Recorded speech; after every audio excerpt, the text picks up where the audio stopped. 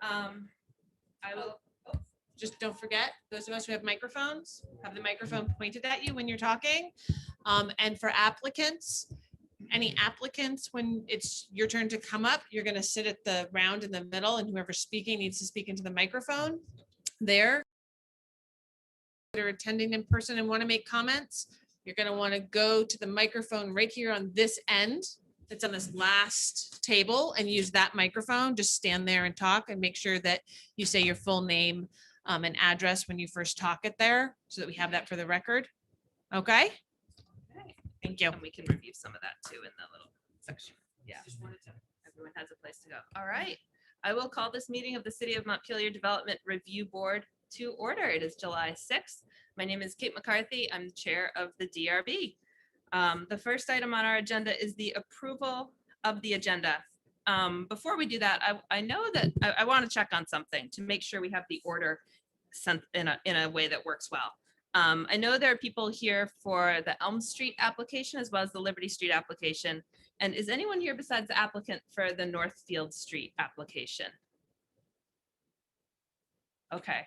We just had a couple of people log in. Paige Gerton from the Montpelier Conservation Commission, and we have Mr. Walker again. So that was for Liberty Street. Okay. Okay. Thank All you. right. Sorry. So if there's anyone, all right. What we'd like to do is move it to the end of the agenda so we can accommodate some of the public who are here. Okay. Thank you. Thanks for the exact. All right. So with that proposed modification to move the Northfield Street application to the end, is there a motion for the approval of the agenda? So moved. Motion by Kevin, Second. second by Rob. I'm going to call the roll because we have someone on the phone. Kevin, Yes. Jean, Yes. Rob, Yes. Abby, Yes. and I vote yes as well. We've approved the agenda. Thank you. All right, so there's going to be now a staff review of the remote meeting procedures and process. As you can see, we are hybrid today, so we'll get some explanation of that.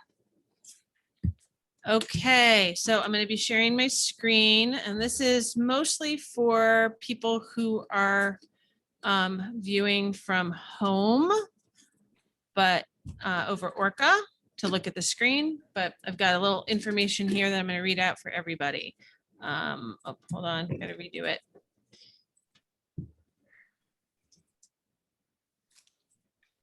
All right.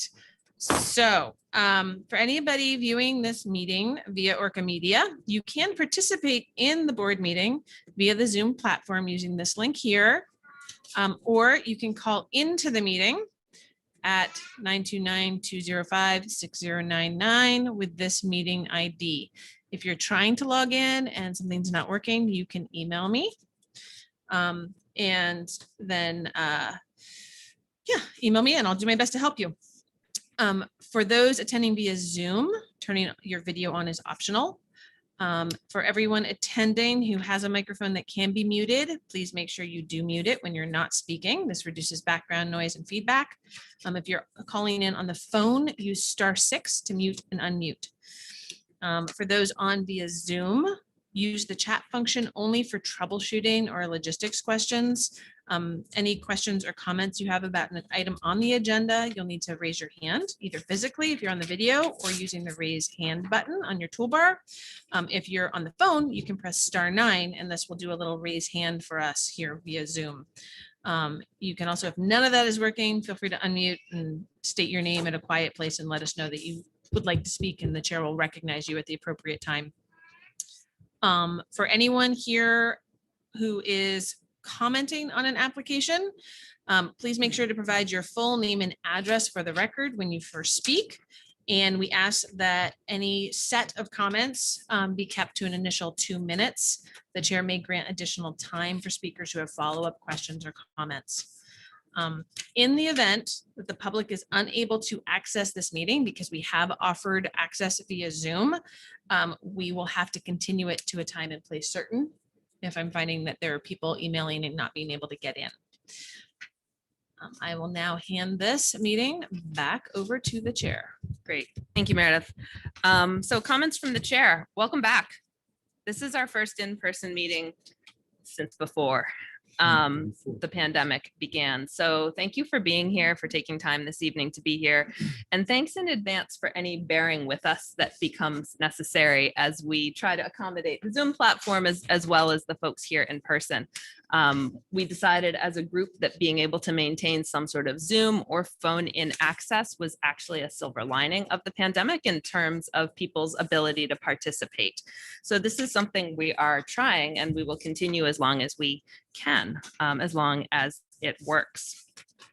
So I also want to say that during the pandemic, during the Zoom hearings, we did all of our deliberations in a closed deliberative session for consideration.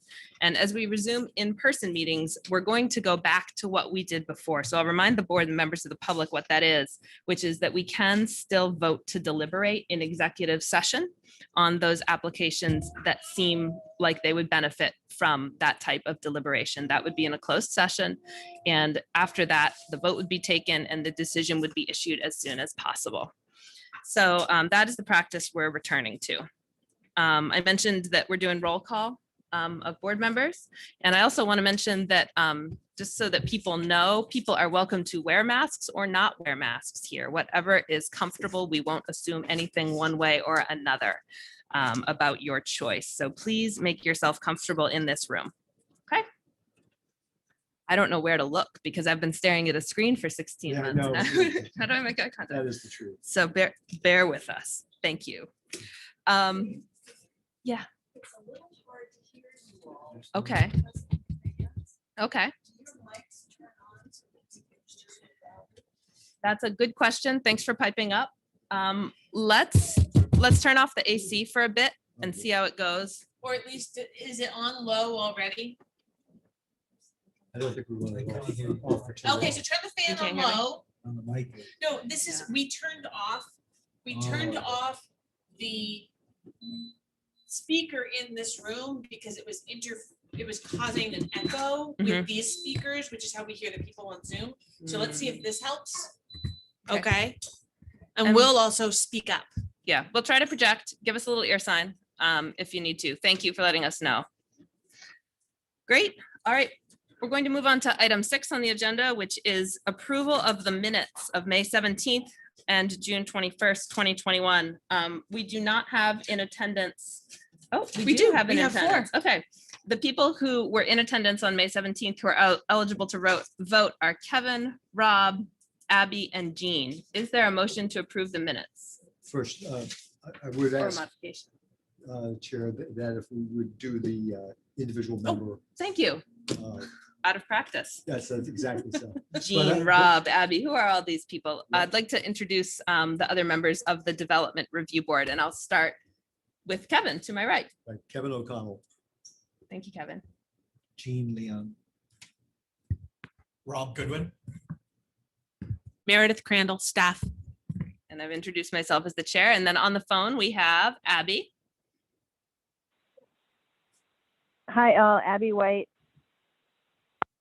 Great. Thank you, Kevin. Yeah. All right. So let's go ahead. And are there any modifications to the minutes of May 17th? Okay, is there a motion to approve? motion to approve. Motion by Jean, Second, second by Kevin. I'll call the roll. Kevin, yes. Rob, Yes. Abby, Yes. Jean. Yes. Great, thanks. We've approved the minutes of May 17th. And next we have the minutes of June 21st. These were paper handouts upon your arrival because the wrong minutes were included in the packet, which is all right. We've got the right ones now. Are there any corrections, modifications to June 21st?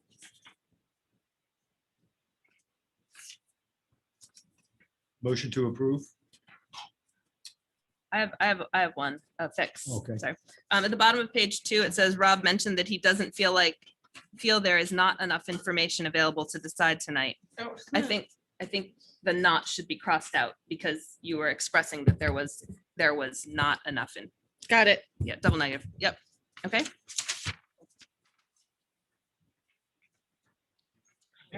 No problem. Is there a motion to approve June 21st? So moved. Second. Great. I'll call the roll. Rob, Yes. Abby, Kate, I wasn't in attendance June 21st.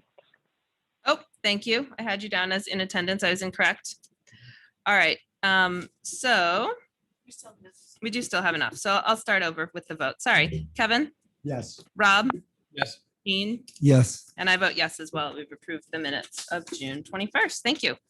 All right, so with that, we are going to move on to I feel like I'm yelling, but I'm just gonna keep doing it. Is that all right? Okay. Turn the volume down at home.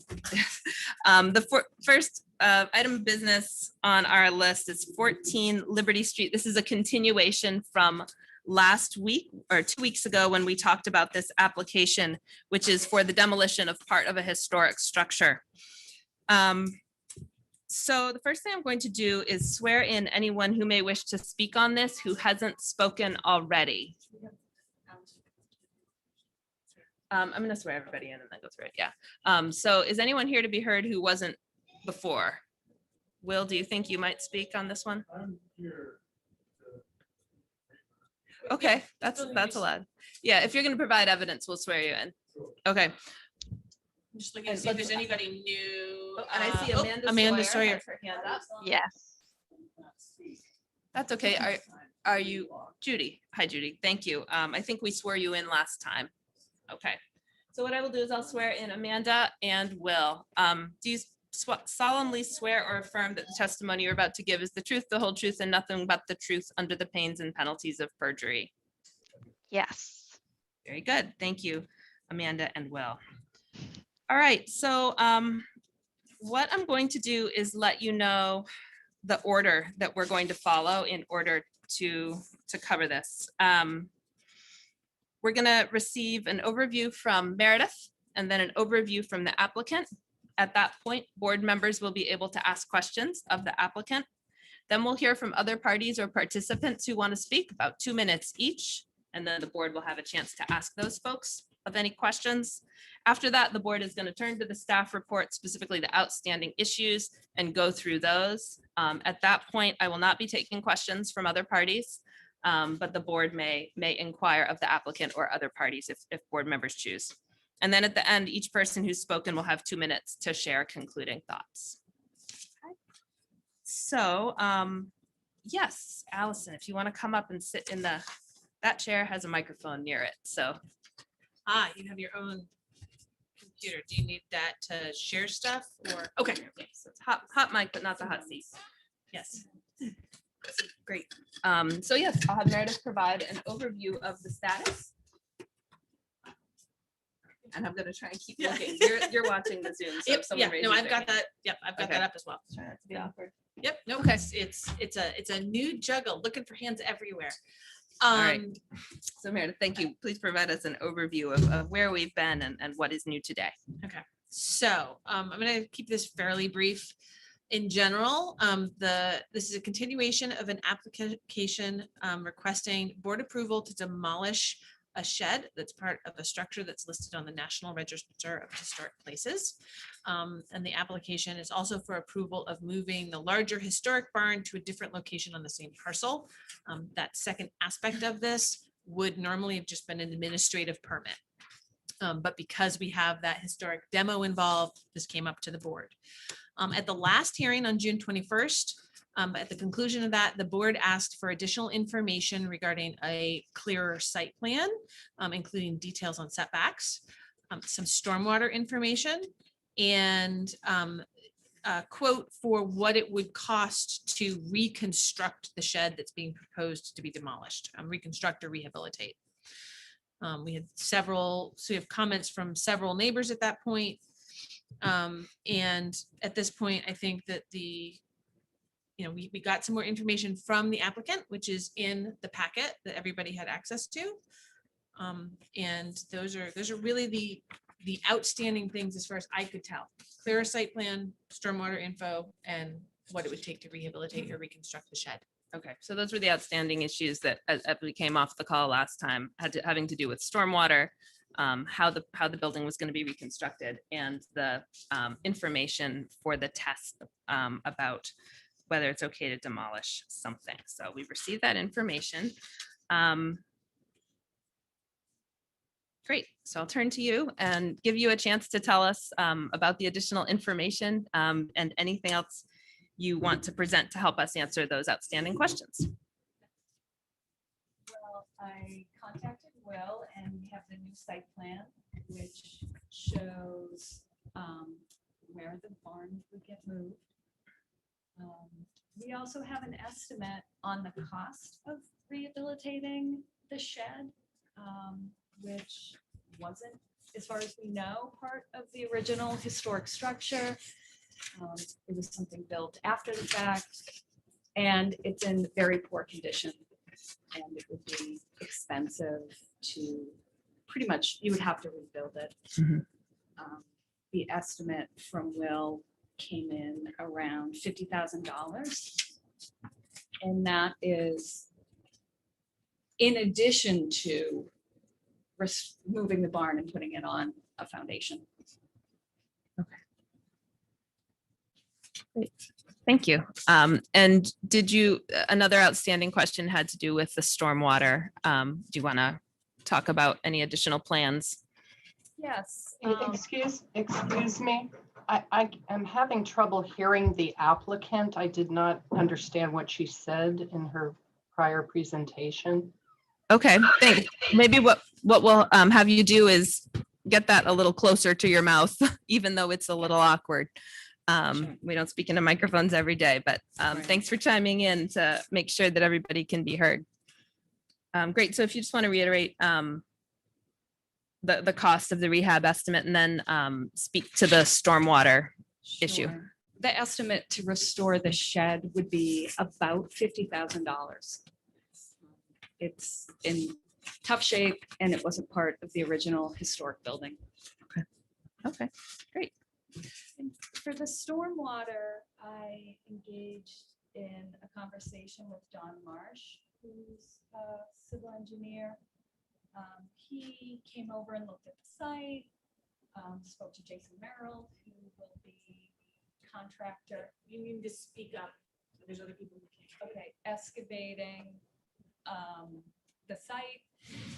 And he also spoke with Kurt at the Montpelier DPW and put together a plan that would involve gravel around the site to absorb the water and prevent migration to any of the adjacent yards. Okay. Okay. And is Amanda here to speak on the engineering piece? She's forget. here as a consultant on architecture. An architecture and consultant. Okay. Historic preservation. Okay. Yeah. Thank you. I couldn't remember who Amanda was with. Yeah, Thank you for reminding me. Okay. So is there anyone else with the applicant, such as Will, who would like to add, if that's all right with you? Okay. Just go ahead and introduce yourself for the record, and you're welcome Will, to sit down. Oh, if I you can choose. Well, we may have that eventually. It's just what we're working with right now. Will Shaybaum, Threshold Building and Design, formerly Steeplechase Design and Build, and I live 217 North Street. Quick history, I have fairly intimate knowledge of the structure in its current state, having done a project for Allison in the past. Both the current carriage barn and the shed have no foundation. I mean, just like grade beams, totally rotten away. It's, yeah. So in terms of, I guess the first point being is the renovation of the shed is it's one of those chicken or the egg things first. To do it properly, you sort of need to do the barn properly, but to do the barn properly, you have to have the shed done properly. And so it's, my professional perspective of that shed is that it was something that was very poorly cobbled on after the fact and is not an original part of the carriage barn. So, and just, as I said, it'd be very complicated to sort of restore it without having to restore the first barn first, which is in a poor location. And anyways, and then I guess the second point being the stormwater is that, I think obviously with new construction, where we'd be minimizing the impervious surface by removing the shed. And then being able to sort of control any of the roof water that comes off in terms of site plan orientation stuff with, as Allison was mentioning, the gravel, all the foundation would be backfilled with crushed gravel and sand, sloped appropriately. And then, there's obviously opportunities for, whether it's, a rain garden, obviously gutters. The current building doesn't have gutters on it, does it? So yeah, it's just landing. So there'd be a lot more sort of intentional and smart planning infrastructure put into place with the new location and the proper once it's all leveled and on a new foundation. So I think those are my points that I want to bring up, is that I don't see any historical value in the shed. The carriage barn, of course, if it's it has a lot of potential to be a great another 100 years ahead of it or more. And then I think the water is a very easily manageable issue. Okay. So did I hear correctly that gutters will be put on the carriage barn, whereas they are not on there today? yeah, I think that would be, I think, it's good design no matter what, because that way you can control where it would go. For instance, like, the north slope, the proposed site, there's obviously the axis is primarily east-west, a little bit off of that. So, any of the water that's shedding to the, I forget the exact parcel on Loomis Street, 26 could be, directed to the front of the building, whether there's a rain garden that's integrated with the, crushed gravel backfill and whatnot, so I think there's a lot of opportunities to make it so that it's not going to impact anybody's property, and it's essentially flat. Okay. So when you say front of the building, is that the part of the building that faces the driveway, not the part of the building that faces 18 Liberty? Yeah, I guess when I look at it, the ridge is pointing to 18 Liberty, and I don't have the site plan in front of me, but Yeah. yeah. All right. So next what we'll do is we'll give board members a chance to ask questions based on what new information we have heard. I'm sorry, can I just, Yeah. just to be clear that it's that one parcel that we're talking about when we say 26 Liberty, that parcel, there's 26 a Loomis. combination of 24 and 26. Okay. And 24 is the house that's right nearby, but yes, that property boundary is really for both 24 and 26. Okay. Just as a point on the record. Okay. Thanks.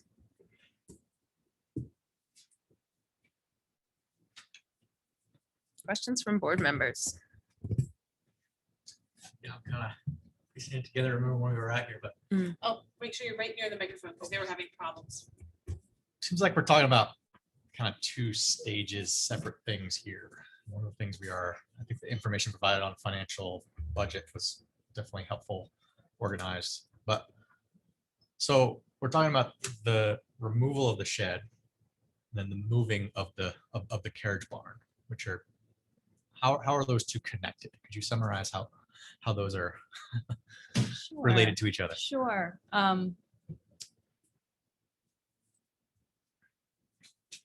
In order to restore the barn, well, I guess my application here is because the shed was mentioned on the historic register, I have to come to the DRB to get approval to remove it. That's really the first step. And the next step will be to move the barn onto a permanent foundation. Does that answer your question? Yeah, I just don't know what we're making a decision on. The shed. Okay, procedurally, if Yeah. that's the issue. Yes. This is all one application. It's all one project, right? So that's why the whole thing is here. If all I sent to you was the thing that the DRB had to make their decision on, all that would be here was, can the shed be demolished? Right.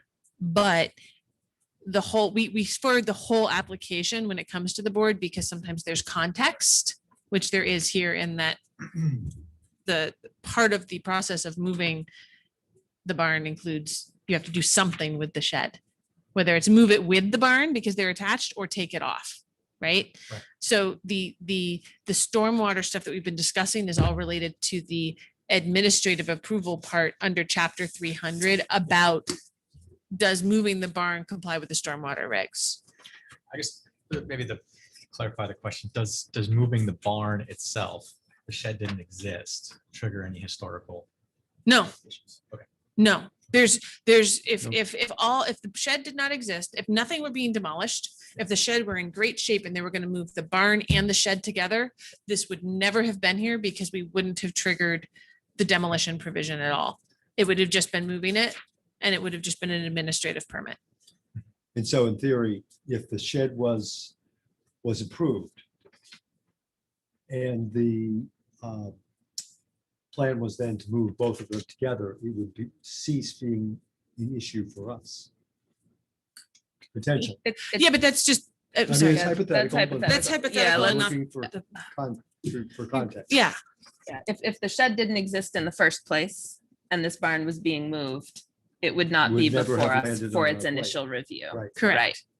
Though, now that it is before us, it's our responsibility to look at the whole of it because there is a context here. Those, in order for the full permit to be One granted. vote, correct, for the two. Yeah, it's one vote on the Sections for- project okay. unless there's some preliminary votes that happen on preliminary matters. Brooke, your hand on Zoom is still up. I don't know if you have a question still or not. So what, I'm sorry. Maybe in the Okay, she message, just took maybe it you down. can- okay. I did that already before and then. it came Okay. up. Thank you, Brooke. Good clarifications. What I'll do is take additional questions from board members on what we've just heard, and then 2 minutes each from other parties and participants, and then we'll go through the criteria. Okay, so anything else from the board? I'll give you a sec to think. No further My questions. questions were answered. Thank you. I'm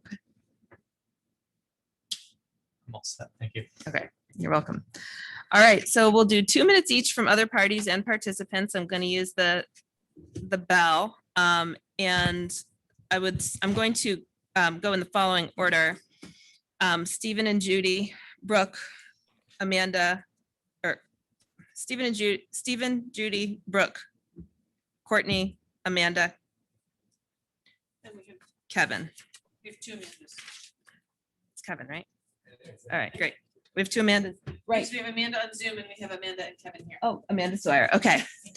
So what we'll do is next we'll do, because the order of our procedure is people who are in support of a project and people who have concerns of a project, roughly speaking. So that's what I'm going to do. So, okay, scratch that. We will go next with Amanda, Stephen, and Judy. And then after that, okay. Amanda Sawyer. So Amanda Sawyer, if you'd like to unmute and speak, we'll give you 2 minutes to do so. Please go ahead. Great, thank you so much. So I am Allison's consulting architect for the project. I'm a registered architect. I am LEED certified. I serve on my local historic district for several years, and on a professional level, I have extensive experience with historic structures. So I just wanted to touch on the existing shed and its condition. And in my professional opinion, that appendage that was tacked on to the existing barn is not historic. It should be removed. It was haphazardly and poorly constructed and really holds no historic value. I'm sure you've seen the photos of it. Even if it was to be restored per se, nothing of the original structure, cladding, windows, nothing original would even exist. It would really be just rebuilt.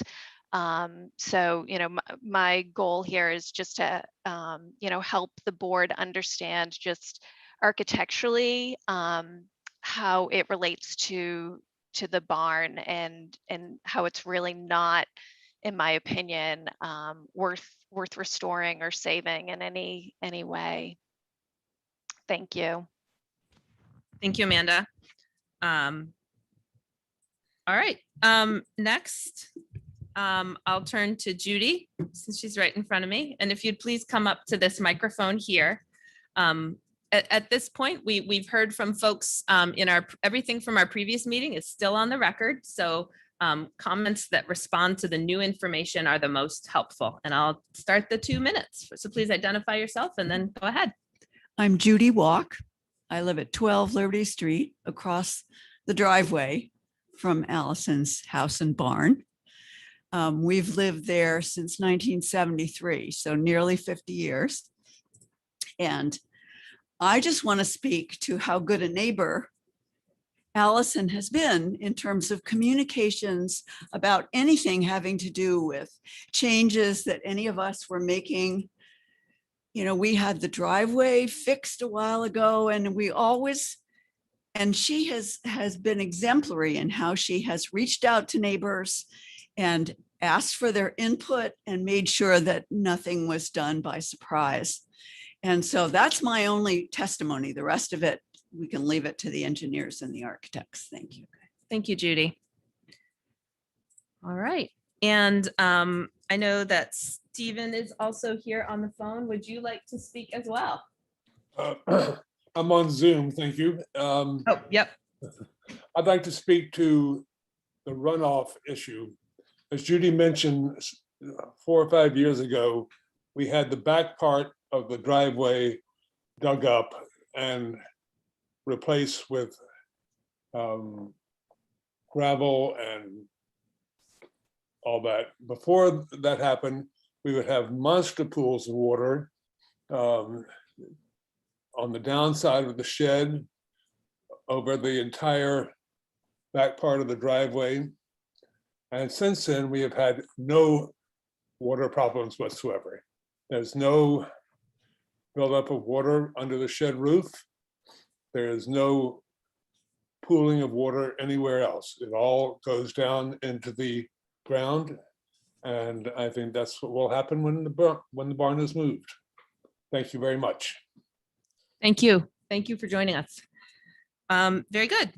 All right. What I'd like to do now is turn to some other folks who are here to be heard. And I want to know who's interested in going first. I don't want to assume that just because someone has representation that they want their representative to speak first versus otherwise. So maybe I could look around the room and the Zoom and see if Brooke should go first or yeah, okay. So Brooke, please go ahead. I will start the timer and go right ahead. Uh-oh, a timer. What I want to do is focus on the fact that there still has been no evidence presented upon which this board could make a determination that either of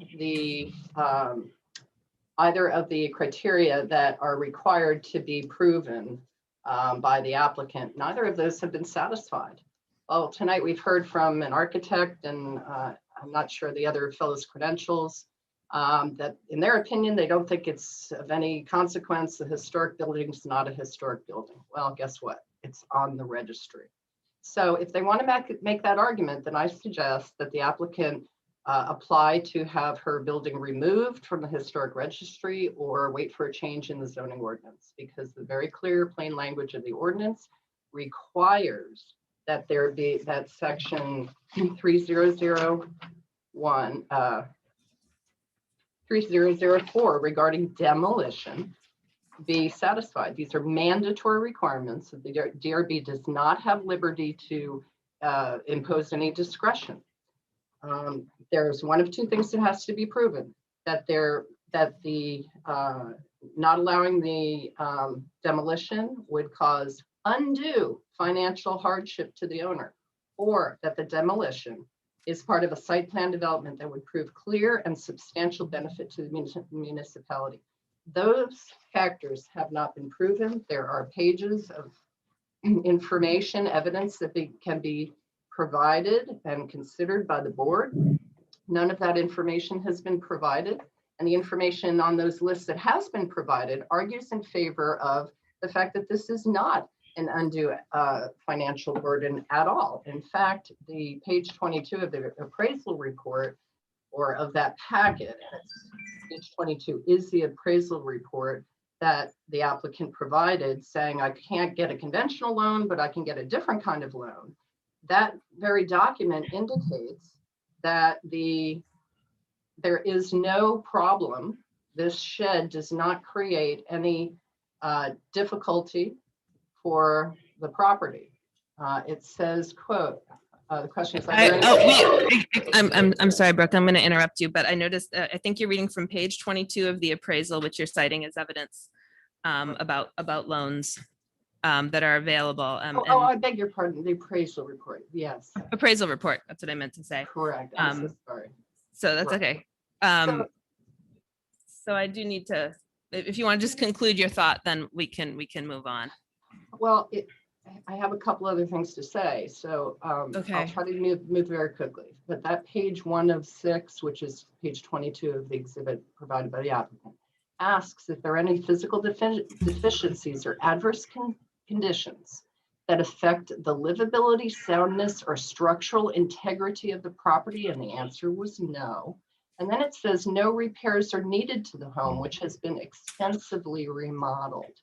So I think that that's very important, because that shed in no way diminishes or causes any structural problem in terms of an appraisal of the property, and she is able to get financing.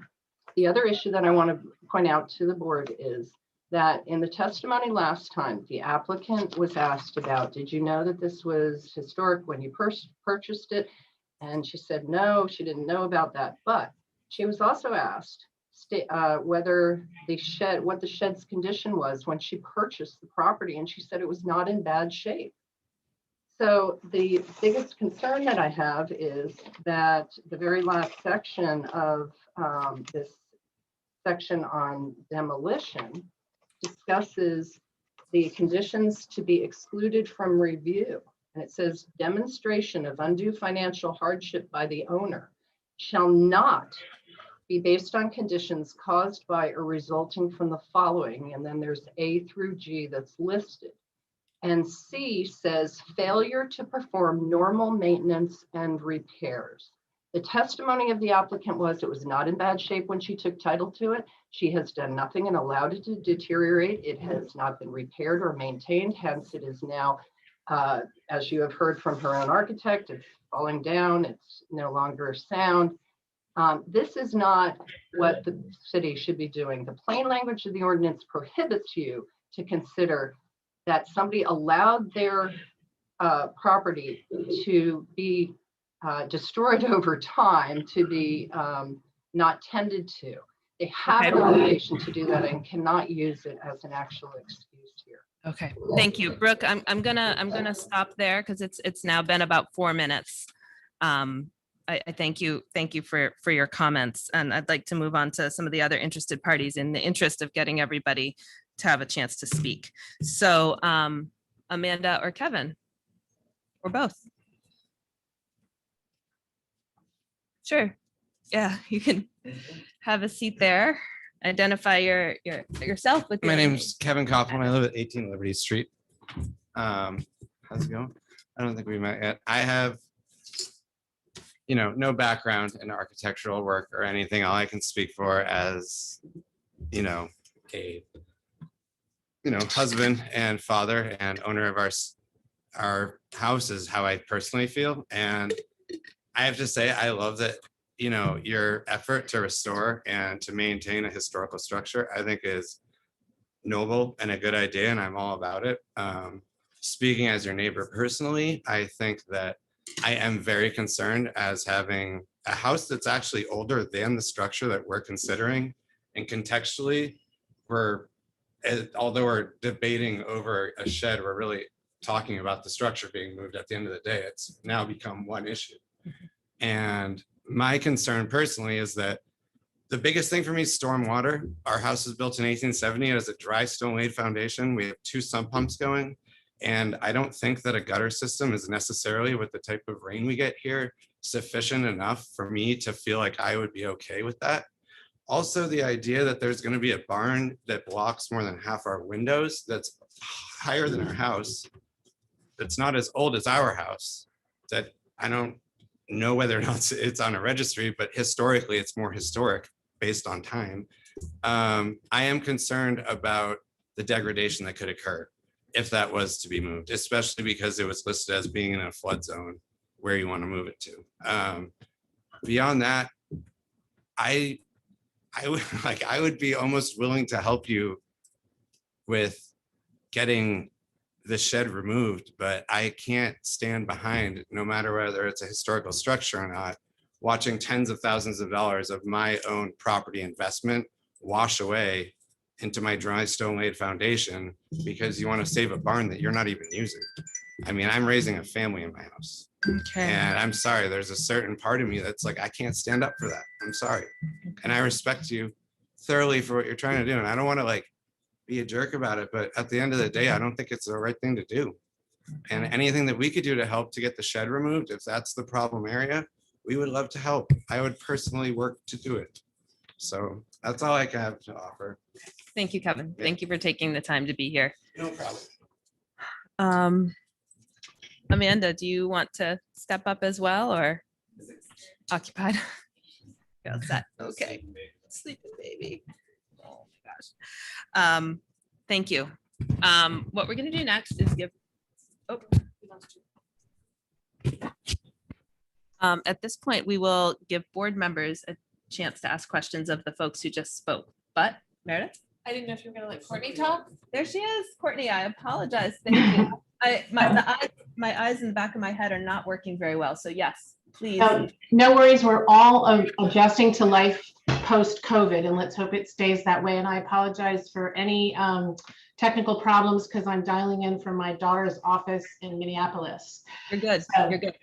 Okay, great. I will basically say, as you already know, I have broader concerns about the plans generally, very serious concerns about what this would do to the historic nature of all the properties involved, including 24 Loomis and 18 Liberty. And those concerns arise under municipal, state, and federal legislation about historic properties. And you know, I have concerns about solar gain, about airflow, about all sorts of things that I know the municipality of Montpelier is very concerned about, and which show up in all relevant legislation.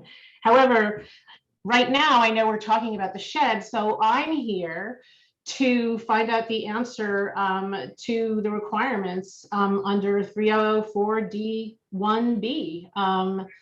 I would like to understand, I would like to see the evidence that that this is an undue financial hardship, that rehabilitation would be an undue financial hardship to the owner. And if it isn't, and then you have to consider whether or not the development plan would provide a clear and substantial benefit to the municipality, I would reserve the remainder of my time to pop back in on that. But all I would add before we go on is, I know that you all don't necessarily have lawyers on your panel and board, but I do know that you're operating within a legal framework, and that I know that undue financial hardship is quite a high bar to clear. So I'm very curious to see the evidence that would clear undue financial hardship under law for this property and for this plan. Thank you so much. Perfect. Thank you, Courtney. All right. So at this point, it's the board's turn to ask questions about what they have heard, if they have any. I have no further questions. Jean? I'll give you a moment.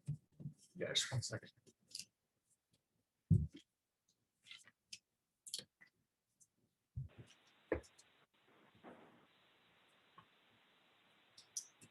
Kate, this is Abby. I have a question, perhaps it's for Meredith or for you. Sure, go ahead. I'm curious if you could shed some additional light onto how we define undue financial hardship, or if that is a more of a subjective term that we do have discretion around. So I'd like clarity on that from you. We do have an attorney sitting on this near this panel. So Okay. I will put Okay. her on. Thanks. license is thank you, Abby. inactive, so I'm Okay. not giving legal advice as an attorney. I'm giving advice as the zoning administrator and staff. Thank you for clarifying after I Yes. put you on the spot like that. So, you know, with regard to undue financial hardship, we follow the regulations, right? And we're not looking for some other legal term for undue financial hardship. Right, so there is a standard in the regulations for determining undue financial hardship, right? Which is in 304D sub 3. These are the standards, the different items to consider, right? It says the DRB shall consider the following factors, and there's a list of them, A through H. Okay, and there's a whole bunch of those. Those are all things that can Yep. be considered.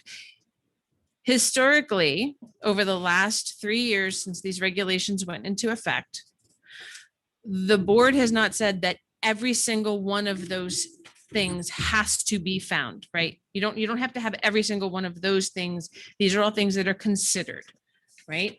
And then when we get to 304D4, it says that a statement of a determination of undue financial hardship may be granted only if the project fully complies with one of the following requirements, right? There's the for income producing properties and non-income producing properties. So these are the big picture conclusions you have to reach after looking at all those standards. And I can't, if people want me to read all those standards, I can, but I think that's kind of a waste of time. But I'll So do would- it if you would need it. Would you provide the reference and page number? Would you please provide the reference and page number for those standards for anyone who wants to So look? the reference for the standards, I don't have a page number because unfortunately the one I had printed out doesn't Oh, have page But numbers. I do. You do, okay, so it's Page 3-9. to 3-9 through 3-11, and it's section 3004D3, A through H. Those are the standards. Those are all the different things to consider, right? So things like applicant's knowledge of the properties. Can you move the mouse on there? We're gonna Oh, pause you for know a what? minute Hold on while one we get second. the Zoom people showing. There we go. again. It was the projector. Sorry, it's the projector going quiet. Okay, cool. For examples of those standards, it's applicant's knowledge of the property's historical significance at the time of acquisition or of its status subsequent to acquisition. So you don't have to know about it when you buy it. Structural soundness of the building or any structures on the property and their suitability for rehabilitation. Current level of economic return on the property is one option to look at.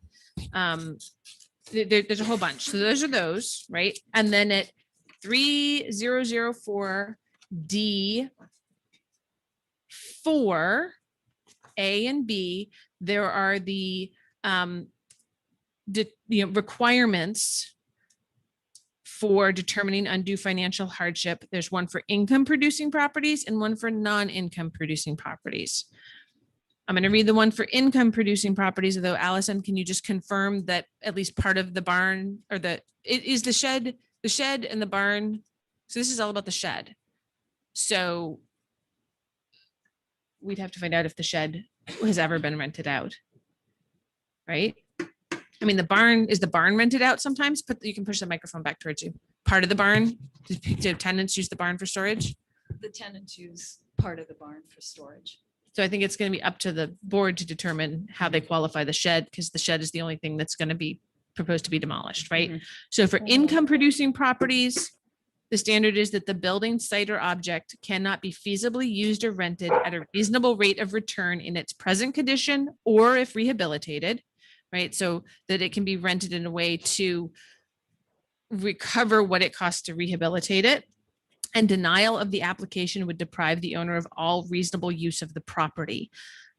In this instance, I don't think, I think that language is drafted, anyway, it says of the property.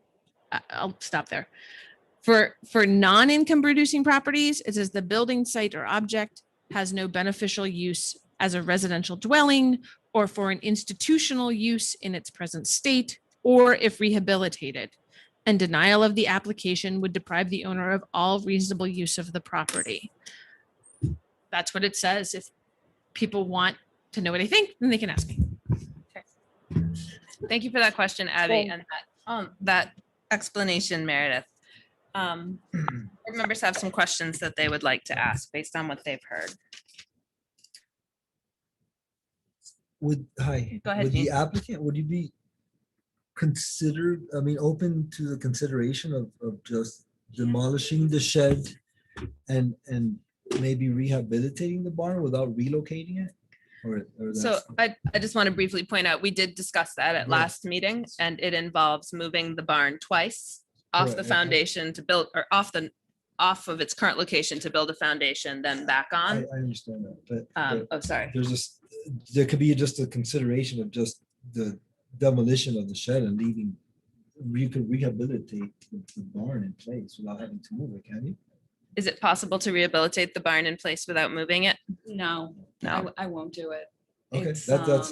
you Yeah, answered I my really question. won't. It's within 6 inches of Right. the next door neighbor. I It understand. would be even more money to move it, like we talked about. A Correct. to B, B to C, that whole thing. I won't do it. Okay. It's too much money. Okay. And it doesn't make sense to put it back in that location, 6 inches from the other building. Thank you. Thanks, Jean. Just make sure you're next to the microphone. For this entire project as a whole, are there any public funds or historical, grants or anything of that sort helping you do this project? This project, I've been talking about for about 17 years, right? I hired Will 5 years ago to do site plans, to facilitate conversations with my neighbors, to share that. I spoke with the previous owners of both of those houses for about 10 years about this project.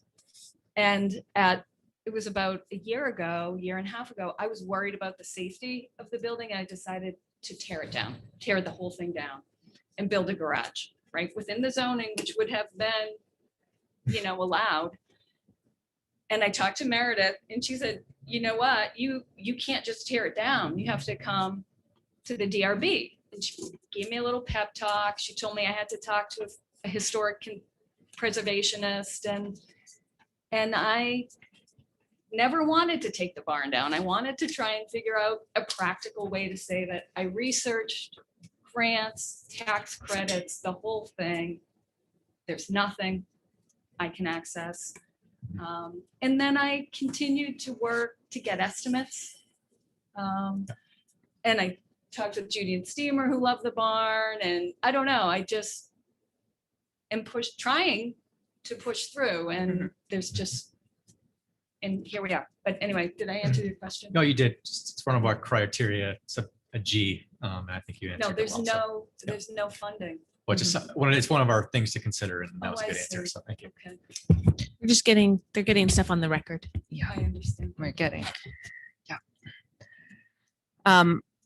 Regarding the standards for determination, which are 3004D3. We read these at the last meeting. I'm going to do it again. I think it's important. The applicant's knowledge of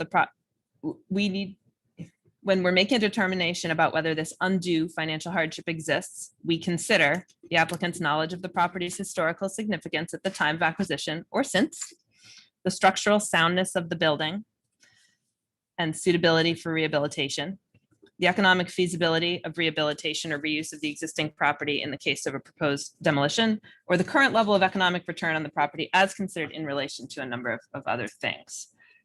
So I want to see if specifically board members have questions about those. We have heard testimony previously. There wasn't knowledge about historical significance when purchased. There is knowledge now. We've received testimony as to the structural soundness of the building. We've heard about the economic feasibility of rehabilitation or reuse of the existing property.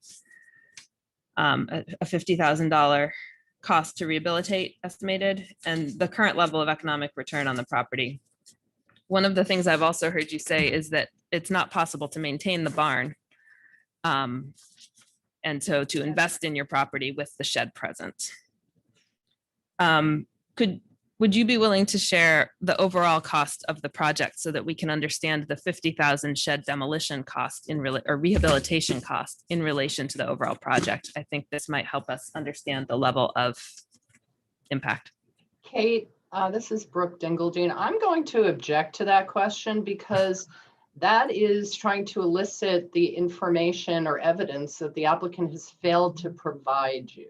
So We if there's- don't exercise objections in this panel. We operate in a quasi judicial format that is meant to be as approachable as possible for applicants and other participants.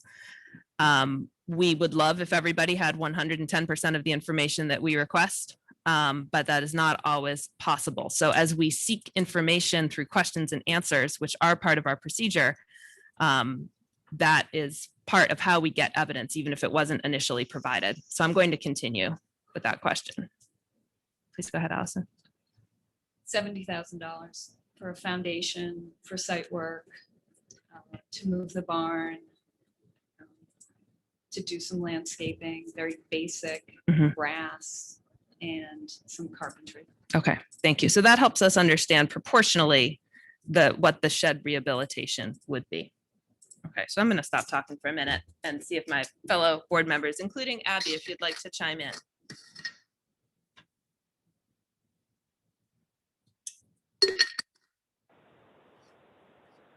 Thank you, Kate. I really appreciated that question because it does help to give us a sense of proportionality.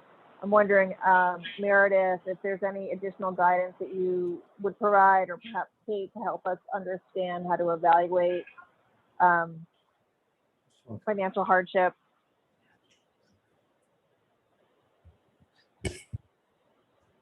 Beyond what we've already discussed. I feel like we look to the standards of the bylaw, using the information that we have, and that's really the best that we can do as a board, and that's our job as a board. Can I just make one comment, Kate? Yeah. I think that the one thing to keep in mind is that, this keeps saying the property, I think, in large part because a lot of the time this is considering, most of the provision is considering tearing down a large building on a property, even though it says looking at any part of a historic building. The focus should be on what is being demolished. As opposed to As the to- entire parcel with all the things on it. Right. As it's opposed to like the economic return from the entire parcel. That is what I mean. Somewhere where it talks in here, there's bits in here about this. And I think that a lot of times when they're talking about the property, they mean the property being demolished. I think it's poor drafting. And I think that's consistent with how we've done it before. Yeah. But Kevin has his hand up. Right, So I have my hand up. if you could because- get just close back to the mic. Yes, sorry. Yeah. I believe we've exhaustively taken the public testimony and discussed this amongst ourselves.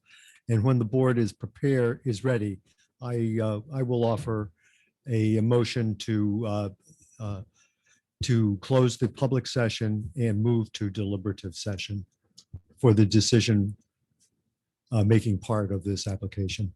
Great. Thank you, Kevin. That is a good transition to the next part of our discussion, which is for board members to discuss further how the criteria Yes. are met.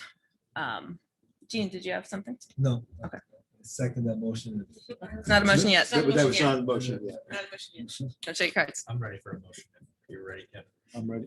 Okay, so before we do that, I did also promise that everyone who's spoken has 2 minutes for concluding thoughts, and I want to follow that through. It's going to be a firm 2 minutes. And what I'm looking for at this point is new information. And I will go in the same order as before, just for consistency's sake. So Allison, anything to add? I guess the one thing I will add is, I did reach out to my new neighbors this spring when it looked like my project was going to move forward, and I left notes in their mailboxes because it was COVID and I didn't want to knock on anyone's door. And I knew the properties were sold, and this is a big project with a big impact. And, you know, looking forward to getting through to a decision and then having a conversation about the project. To hear their concerns. Great. Okay. Thank you, Allison. I'm just going to go in the same order. You can pass if you want. Will, any new information to add? No information from Will. Okay. And Amanda on Zoom, any new information? Yeah, I wanted to add something. Brooke had made a comment regarding something that Allison had said, I believe in the last hearing, where Allison commented that the shed was not in such bad shape. That was really just a relative statement. Allison is not an architect. She is not an engineer. I just want to, you know, put my 2 cents in as a professional. That shed has been long gone for a long time. It is structurally, it is not sound, and it has not been sound for a very long time. So I wanted to, you know, put that out there to the board so they understand. Allison did not let that shed go intentionally. That shed has been gone for a very long time, even before she bought the property. So I just wanted to add that. So thank you very much. Thank you, Amanda. I will second that. Will has seconded that. All right, so I'll continue in order. And so next would be Judy, if you have anything to add. I don't have anything new. Okay. I just would urge you all to Thank be you. practical about what we're really talking about. That shed is not a credit to the city of Montpelier's historic heritage. in any way, Thank you. shape, or form. Thank you. And It's not legal over it. thank you. I'll repeat that into the microphone, which is urging to be practical with this and the view that this shed is not of historic relevance to the city.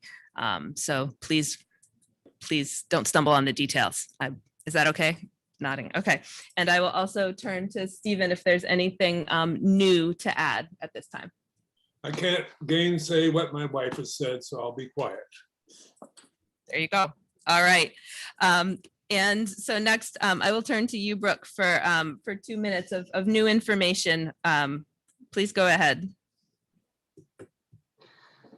I want to talk about the law. You are a quasi-judicial board that is charged with implementing the law. And what I found out tonight is you don't even know what the law is. You have never read it. You are not familiar with the information that you are supposed to be gathering. No wonder that there isn't sufficient evidence presented to meet the applicant's burden of proof.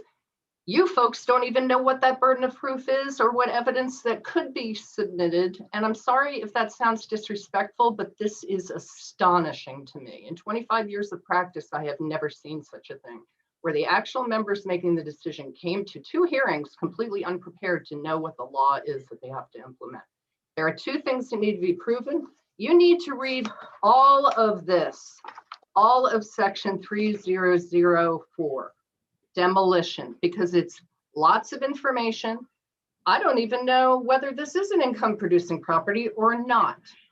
It is, you need to know what the law is before you hold a hearing, so you know what questions to ask of the applicant so that you can figure out if she's met her burden of proof if you don't understand the information that she has provided. So I'm sorry that that isn't practical. It's called following the law. No one here has the right to deviate the law. That's up to the Planning Commission if they decide to change your ordinance and change the requirements of saying that something is in a historic building. If it is on the historic registry, sorry, it's in the demolition section and you have to follow the law. If she hasn't produced information other than $50,000 to move this shed somewhere else and the barn's going to cost 70 grand, that has nothing to do with undue financial hardship. We have no relevant information about what money is produced by this property. Is it something that leads one to believe that there's a financial hardship, and that has not been demonstrated? Lastly, thank you. Well, I will say something else. Lastly, let me say one more thing. This notion of limiting people to 2 minutes during a quasi-judicial hearing shows me and demonstrates that the board does not understand its different roles. It has public meetings where it allows people who want to speak on non-agenda items to weigh in, and you can limit the amount of time that people, talk about non-agenda items.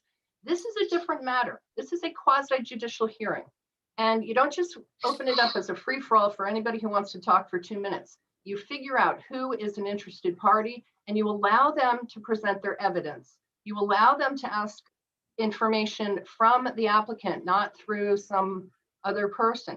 We were trying to get evidence, but I was not allowed to do so because I was limited to 2 minutes just to say what I need to say, which is not what a lawyer does. A lawyer presents evidence, asks questions so that the tribunal can get that information, utilize it, and apply the law to the facts of the case. So Okay. I'm very distressed about this, and I think it is a deprivation of due process. So I do appreciate your letting me finish my due process argument, but I would caution the board that this is not the proper way to proceed at a hearing. And lastly, I will say neither standard has been met legally under your ordinance, and the Thank you. motion needs to Thank be you, Brooke. denied. Thank you, Brooke. Thank you for your feedback. Next is Kevin. If you have anything new to add. Come up to the microphone if you want to add something. Oh. There's the only thing I could say is that with Will's comment about the chicken and the egg. We've got the microphone, Sorry. and we're gonna. I will say, the only thing with what Will said with the chicken and the egg thing, it's, and as you guys, the board said contextually, it kind of leads one into the other. Mhm. That, I kind of beg us to consider that although we're talking about the demolition of a shed, we're really talking about a much bigger problem or issue or proposal here. Okay. But yeah. Okay, thank you. Amanda, go right ahead. My only comment is I don't think it's a very good time to be pricing out fixing a shed because it's very, very expensive right now to get lumber. It's my only comment. Thank you. Thank you. All right, and Courtney. I have nothing to add. Thank you. Okay, thank you, Courtney. All right, is there a motion? I will make the motion to bring the public session to a conclusion and to move into, for the board, to move into deliberative session At the conclusion of the public meeting. at the conclusion of the public meeting. Okay, we have a motion from Kevin. Is there a second? Second. Okay, I will call the roll. Kevin, Yes. Jean, Yes. Rob, Yes. Abby, Yes. and I vote yes as well. We will deliberate on this in a closed session at the conclusion of this public meeting, and then a written decision will be issued as soon as possible. But you have a question? Okay. So, If there are any process questions, yeah, go I'm ahead. just Yeah. curious. So the other applicants will go and we won't have any more questions. That's Correct. No, That's right. This You're all closes the done. evidence. the evidence gathering is completed. And it's not rude to ask if you can go home. None of the other applicants will Yes, take you can take go home. offense. Everybody Um, for this application can go home if yeah. they wish. Thank you all for your time and work. on Thank you. this. Okay, I'd like us. Okay, is there a process question from Brooke? Brooke, do you have a process question? Nope. Brooke's gone. Okay. All right, thank you all. I want to make sure that we do the next application in one go, so I'd like to propose we take 3. 3. People can stretch, get some water, go back to sleep. Use the restroom. So thank you. We'll be back in 3 minutes.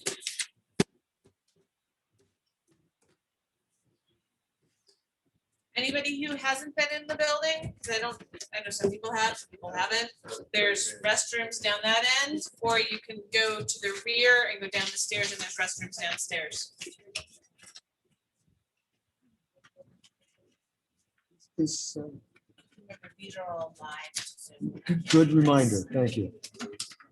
You're welcome. Thank you very much, guys. I appreciate it. Thank you, Kevin. Take care. You too. Get that little one home. I know, I can't believe it. She was amazing. Right. I wasn't even that quiet. Yes.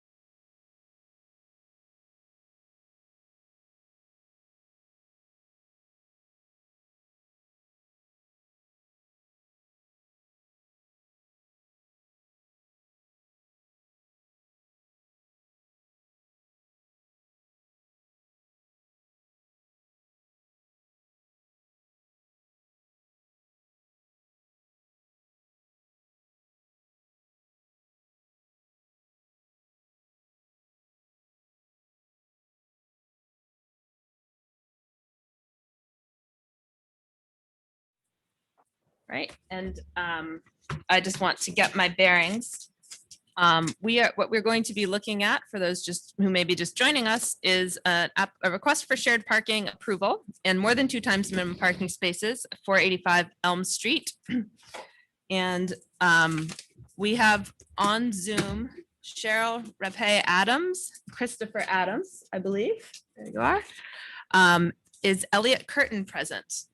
Elliot is here in person, and Les Church is present on Zoom. Hi, Les. Thank you. And then I also see that we have Paige Gratton, Lynn Weld, and Betty Crawford. Are you all here to participate in this? Are you all here to participate in this application? Mostly to listen for me, but. And Lynn? Yes, if needed. Dave is there to represent us. David is going to represent you. Okay, I'll get right over to David in a second. And then Betty, are you here for the Elm Street discussion?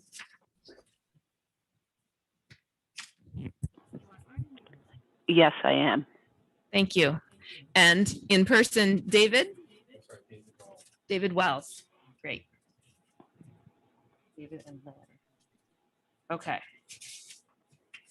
Thank you. Thank you all for waiting. Thank you for being here on a Tuesday evening. So as I mentioned, this is a 485 Elm Street. We're going to be talking about shared parking and perhaps about riparian buffers as well. We're going to take a similar approach structurally to the previous application you heard, in which we receive an overview from Meredith, an overview from the applicants, a couple minutes each from other parties and participants. So as a board, we can sort of hear what's on your mind, whether those are concerns or support. After each of those, board members will ask questions, and then we'll go through the criteria and the considerations within our staff reports. At the end, we'll do a wrap up if we need to, depending on where things land. So what I will start by doing, as I did before, is swearing in anybody who would like to speak on this matter.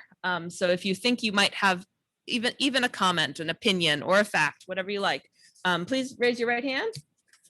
And do you solemnly swear or affirm that the testimony you are about to give under the pains and penalties of perjury shall be the truth, the whole truth, and nothing but the truth? That makes sense. All right. Yes. Thank you all. Thank you all for doing that. All right, great. So I'll turn to Meredith for an overview, please. Oh, yes, Rob. I don't think it's an issue. Elliot Curtin did do work on my house in 2020. Okay. But I don't foresee a conflict, but I'm disclosing that to the board. So. Okay, that work is completed. Yes. Okay. He was really paying attention to your house, Rob. Sorry about that, but actually that's probably a good thing, right? All right. Thank you for disclosing. Does anyone participating have an issue with that? Okay. All right. Thank you. All right. Overview from Meredith, please. Just one second. Betty, was your hand raised because of the swearing in?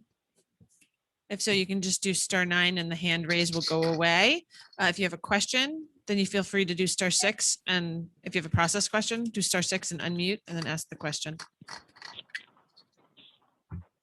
I think I'm gonna go forward. Feel free, Betty, if you need to email me if you're having some technology difficulties, and I'm also keeping an eye on email. And just because it's hard to remember sometimes on the fly, you said *6 is unmute. *6, I believe, is unmute, and *9 is putting your hand up and down. Okay. Okay. Thank you, Betty. Yes. Okay. Did you have a question, Betty, or was the hand raising for the swearing in? My hand was raised for the swearing in. I'm sorry. This is the first time I've ever done this, so. That's okay. You're doing great. This is the first time we've ever done this in person and Zoom at the same time. So okay, we're all having firsts tonight. We're in it together. Okay. All right. Thank you. Okay. So everybody who got the packet ahead of time has had a chance to review the staff report. I'm going to give a little bit of an overview and as I've been thinking about this, there's just sort of a way to describe the situation that I hadn't really pulled together in the staff report. And so I'm going to throw that in here as well. So this application began with a complaint from an abutting property owner and an enforcement proceeding at the zoning administrator level, myself. And essentially 2 activities occurred without a permit. There was new impervious surface created at 485 Elm Street. And then a business at 4 Cumming Street was using that impervious surface for off-street parking. The impervious surface could have been approved administratively. In reviewing the way the regulations are drafted as they are written, which is zoning administrator, I have to enforce them as written. I am not allowed to use discretion when there's gray areas, nothing like that, right? I could not approve the use of that gravel lot as parking for a commercial entity as these regulations are written. So this is why this is before you. They could have come to me and said, hey, grant us this permit, here's the application, and then I deny it, and then it comes here anyway. Or it just comes here as an application. Given the situation, I opted to let them just come here with the application as a way to try and resolve this zoning issue. So there's a couple of complications that are noted in the staff report. One is that the business at 4 Cumming Street is a non-conforming use in the zoning district in Res 9. And I categorized it as a contractor's yard. And then 2, the surface parking use is not allowed in residential 9. Our definition of surface parking is very, very, very generic. It basically just says a open lot or a structure used for parking. That's what surface parking is. So in trying to look at this and what the key question is, I think as I've had even more time to digest it, I think a key question is what the board determines is meant by surface parking. So surface parking is not allowed in residential 3000 through residential 2400 or the rural zoning districts. This is all in figure 2-15, the use table. But almost all of the zoning districts, including all of those, require off-street parking. You have to have off-street parking available for your use. And in this section 3011 that requires off-street parking for all of these uses, it allows for shared parking agreements. So there's this conflict here, right, between what is allowed and what isn't allowed based on the way things are defined. And so I think that there's this question of, did the council intend to bar surface parking except in the highest density residential districts? So unless you're in the highest, is your only option if you need to get off-street parking to be in a residential, that's not on your parcel, to be in those in downtown? Can somebody in a residential neighborhood who doesn't have enough off-street parking not be allowed to use somebody else's driveway because that's surface parking and that use isn't allowed? It's a weird conundrum as I'm continually thinking about this project. And this is why I couldn't resolve this. So does shared, your question, when parking is shared, does it become commercial parking? Does it become surface parking and therefore not allowed? Right. And there's nothing in our definition of surface parking as a use that says it's commercial. Is that an oversight? I don't know. So I know this is a broader discussion than I normally do at the beginning of an application. This is something that I've been working with for months and months and months. And it's at least it feels like that. And it was, I had some conversations today that had me sort of reframe this a little bit and how I was thinking about it. Okay. And so the determination level questions are in the staff report. It just wasn't pulled together in quite that perspective. Okay. Yeah, I would add to that by saying, while it is our job as a body to interpret the law as written in black and white, there are also areas where we need to understand how the pieces of the law interact. And that is it is those circumstances that will bring an application to our board for multiple people to discuss and understand, rather than ask one person to go through a checklist to say that something is or isn't suitable. So that's why we're here. Okay. Thank you, Meredith, for that overview. So what I'm going to do now is turn to the applicants, and I'm going to go in the order that is on the staff report and give you collectively a chance to talk a little bit about the project, what you're asking for, and the circumstances. And aim for a few minutes, and we'll see how it goes. So I will turn first to Cheryl. Cheryl. Hi, our application contains what we're seeking, which is to allow those cars to park there just during limited hours, those personal vehicles, and as we continue to manage the knotweed infestation down by the river. It sounds like there are other moving parts here that I don't think I have a lot to add to it. Okay. Thank you. And I think you're there with Christopher, so I want to make sure he has an opportunity to speak if desired. Thank you very much. Cheryl said my feelings as well. Okay, thank you. So next I'll turn to Elliot. If you'd be willing to please come to this round table and speak into the microphone and just identify yourself and your affiliation. My name is Elliot Curtin, and 4 Cummings Street, Montpelier. We're just looking to get 2 parking spots. We're just looking to get 2 parking spots put in the back. Just cars, maybe 1 truck and a car, office manager, and then the owner of Free Range Builders Last Church. And obviously there'll be pretty quiet people. There won't be a lot of noise from those individuals at this time or ever. And that's it. Okay. Thank you, Elliot. You can stay there, Elliot. Oh, yeah. Yeah. If David wants to, he's got the microphone there. Right. And I will also next turn to Les. If you'd like a chance to chime in, please go ahead. Hi, thank you. Can you hear me okay? Yes, thanks. All right, great. So there's we have a number of vehicles. We have some front of the building parking, but we are constantly moving vehicles at this point to jockey around out there and make sure people can come and go. An extra 2 spaces in the back would definitely help alleviate that a lot. I think at this point we're agreeing no trailers or any commercial vehicles other than a pickup truck would be back there. That's pretty much it. So we're just looking to make it a little bit more ease of use for the business.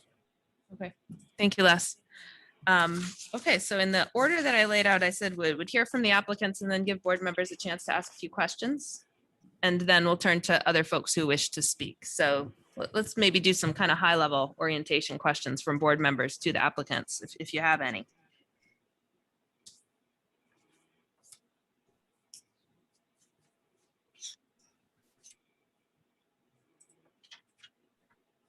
I'll kick it off while people are thinking. What is the required number of parking spaces for this particular use, contractor's yard? Oh, I guess that would be for Meredith. Yeah, so you mean the minimum? The minimum required spaces for this use. Yeah. Okay. So it's because it's a contractor's yard, it's considered commercial. No customers visit the site. And so with the 2,112 square feet of the interior of the building, it's a required minimum of 2 parking spaces. And then the maximum that I could approve administratively would be 4. Once they go for more than 4, they need to come to the board for approval. And so their total here, the request is 5, counting the shared parking agreement. Okay. So even the max you can approve administratively is 4? Right. The most number of parking spaces I could approve would be for. But if it's considered to be commercial, does that change that? No, this is the, because it's a commercial. So this is the calculation is based on it being a commercial use with no customers visiting the site. So then, sorry, I don't think I put the actual calculation in here for you, and I'm sorry about that. If you give me 1 second. So it's based on the square footage of the commercial use, Yes. which is the contractor yard. It's the commercial square footage within the building, right? We don't count the outdoor storage. So here's a question. Up the street from this location is the Timber Works. Yep. How is that, under what criteria? It's the, so the timber work should have been calculated on this same basis. I didn't do that permit approval. I'm not gonna go, I can't go back and like look at that, but it would have been because it was approved under these regs. Here's the key. Mhm. The key is that it would or should have been evaluated under this. Yeah, it would have been evaluated under the same standards. I don't know if they said their location is designed to be a showpiece. People are supposed to come there. So the exact calculation would have been different. The ratio would have been different, but it still would have been based on the total square footage within the building, right? And looking at what's in here as to, it's probably commercial use with low customers, small customer visits. But they do have customer visits. They do have customer visits. It's also there, a yes. different zoning district. It is also a different zoning district. Correct. Yeah. But that doesn't matter for the parking ratios. Good point. Good point. Okay. Other questions, basic questions to get us oriented. So this application is approval of how many total? 5. So just one more. Right, one more than the max I would allow, but 2 of those are not on their site itself. So it's a right. That's the whole conundrum. Okay. That's the whole conundrum. Okay. So I'll ask, since we're talking about number of spaces, when I looked at the map, it looked like the gravel area that we're discussing is larger, can accommodate more than 2 vehicles. Am I reading that correctly? Sure. Yeah. Can accommodate probably 7 to 8. Okay. But for noise sake Mhm. and for neighborhood, Make sure you're close Easy. enough to the for microphone. neighborhood ease of use and for things like that, there won't be any construction trailers. It'll be Les's truck and the office manager's vehicle. Mhm. And if we have to nail it down to those 2 vehicles and give you those plates and everything else, we could. Thank you. Thank you. The reason I'm asking is that usually when we approve a lot, we approve the lot, and that's about as far as we take it, though I appreciate the offer of license plates. I'm not going to ask Meredith to do that enforcement piece. We don't want the full, we just want 2 spots. Yeah, so you're requesting 2 spots. Okay. Kate, can I ask a question? This is Paige. Not just yet, Paige, okay? Okay. I'm going to have anyone with questions who's not an applicant. I'm not actually looking at you. Bring that up during that time. Thanks. Thanks for checking though. Other questions from board members?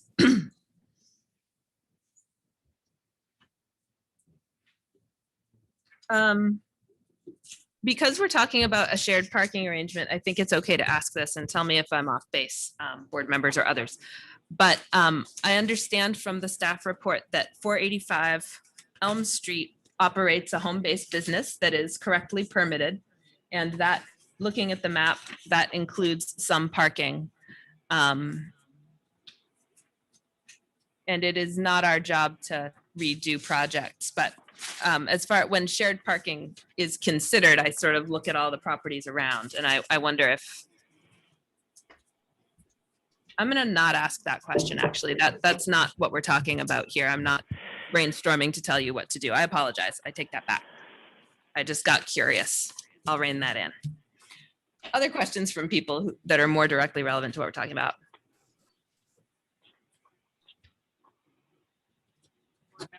from board members. I said people, I meant board members. We're all people. Okay, I am going to turn now to other folks who wish to be heard on this, and starting with Paige, please. As a member of the Conservation Commission, really the only thing we can consider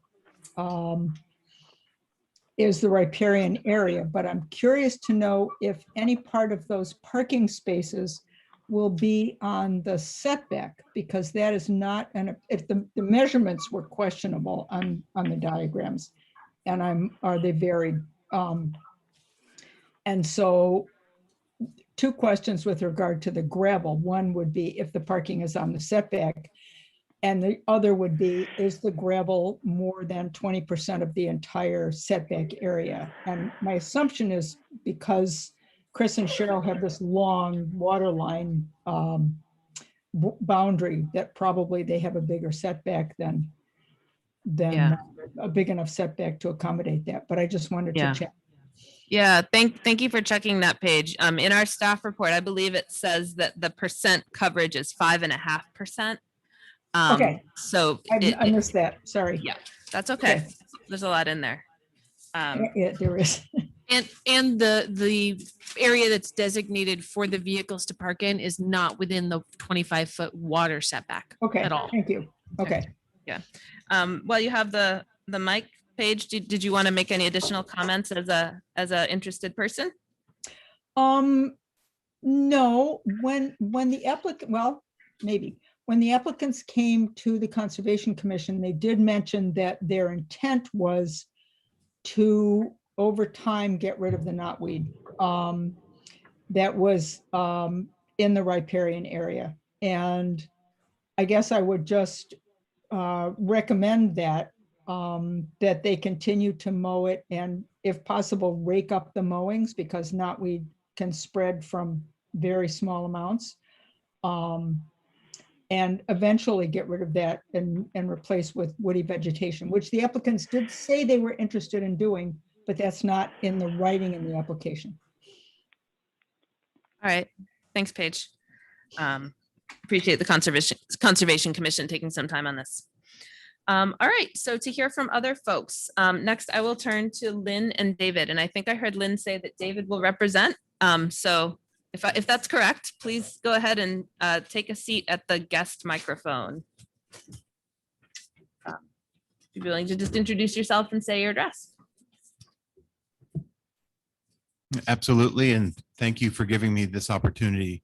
I have some concerns, and I've put them in writing, and I forwarded them to Meredith, but I have additional copies that I can give to the board this evening. Great, thank you for bringing those. You're welcome.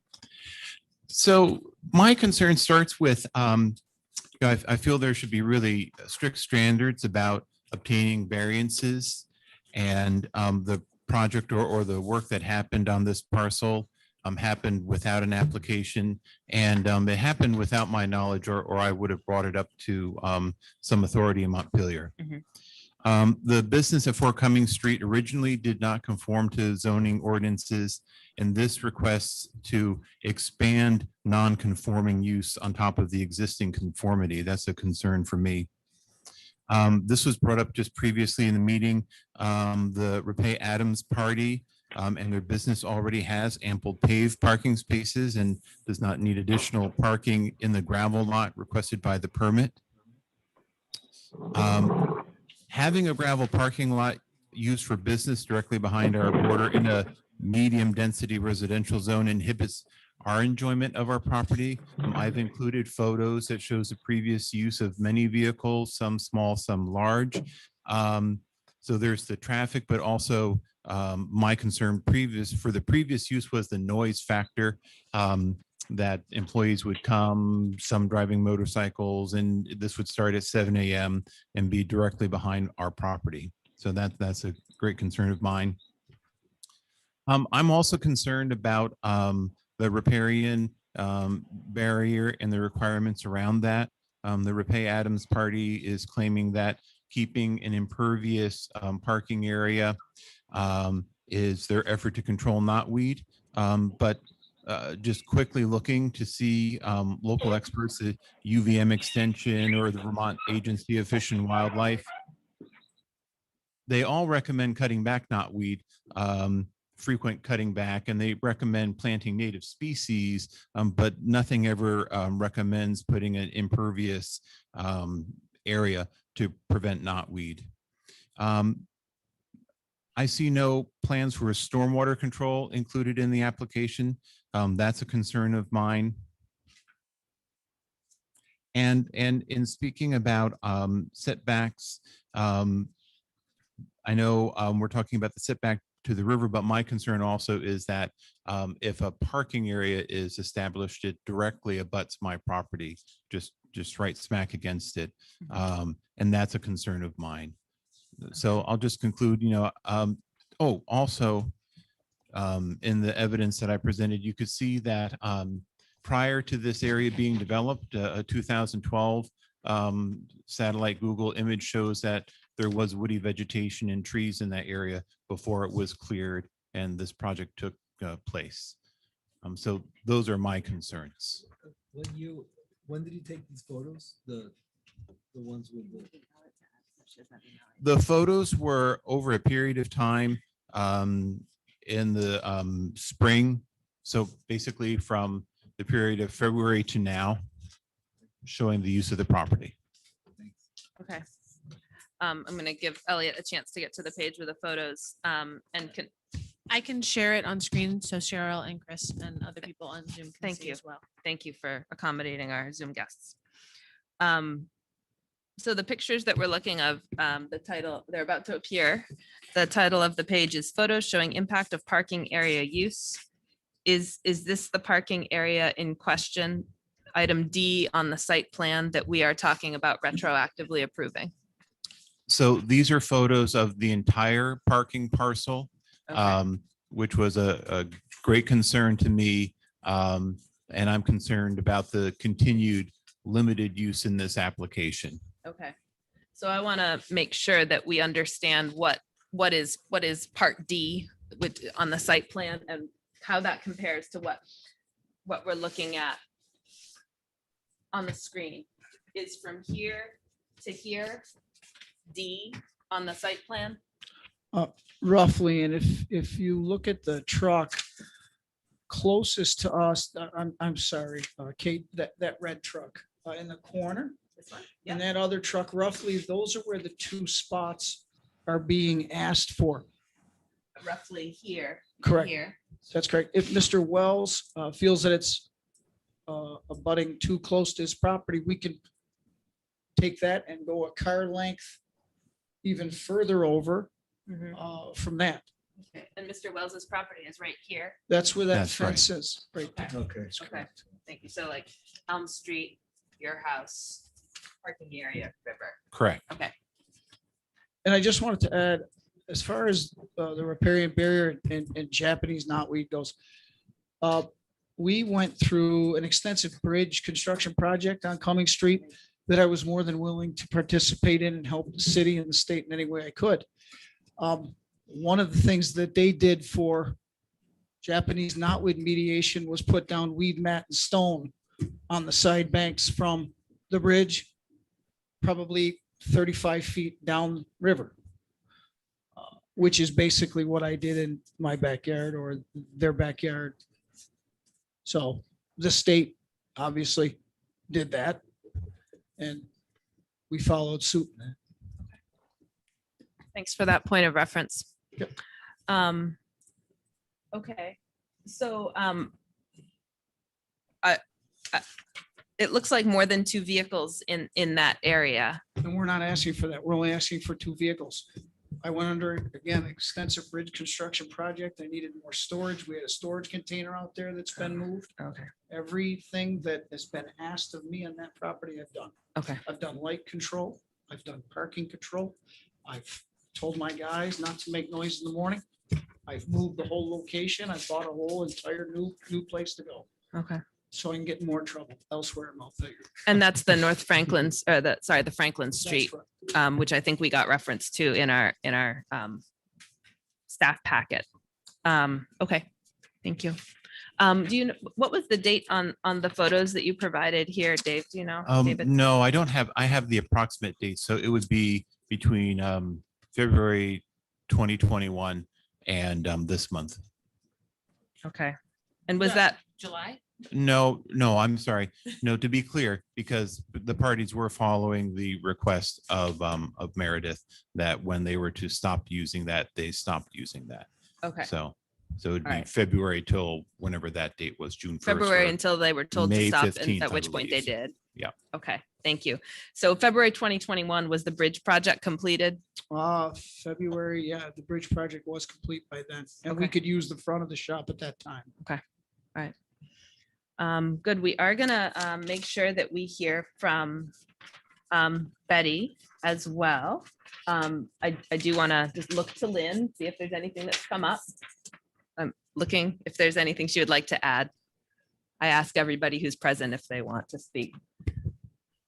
So Lynn or Betty, Lynn's thanks. shaking her head Okay. no. So Betty, if you wanted to talk, you'll need to unmute with your *6.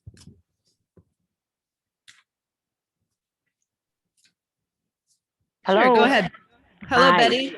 Go ahead. Hi. I live directly across the river from the Rapee Adams building, and I have a problem with the destruction of the view. I have a view of somebody's parking lot now.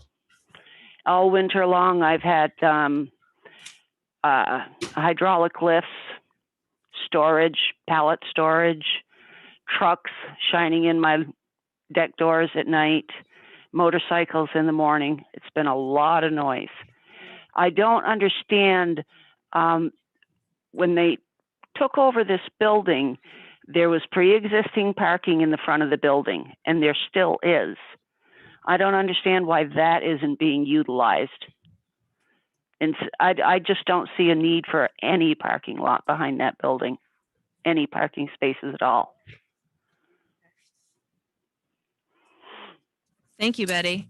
Okay. Does anyone have any questions for Betty or David or Paige at this point? Oh, Meredith, you wanna add Just make something? sure, are you talking about board? Board questions. Thank you. That is important. Oh, yeah, thank sorry. you. Thank you. Sorry, Lynn. You can't hear me.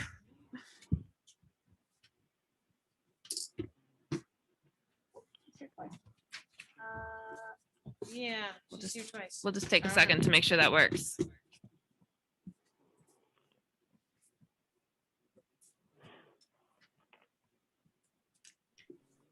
Okay. Okay, thanks for Sorry, letting us know. Lynn, not Thanks. quite sure what happened. Okay. Questions from board members?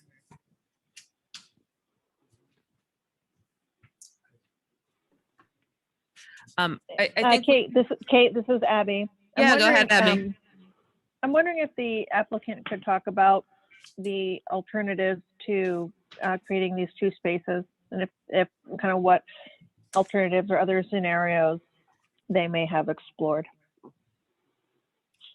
One alternative was to move out of that location, and that So was that's what, done. that's what Elliot That's did with his what I've done. business, and Les is still So there, less, there was two companies in that one building. Now there's just one company. And free range builders just, they do such great work that they have to expand. So they have to add another vehicle. So. Okay.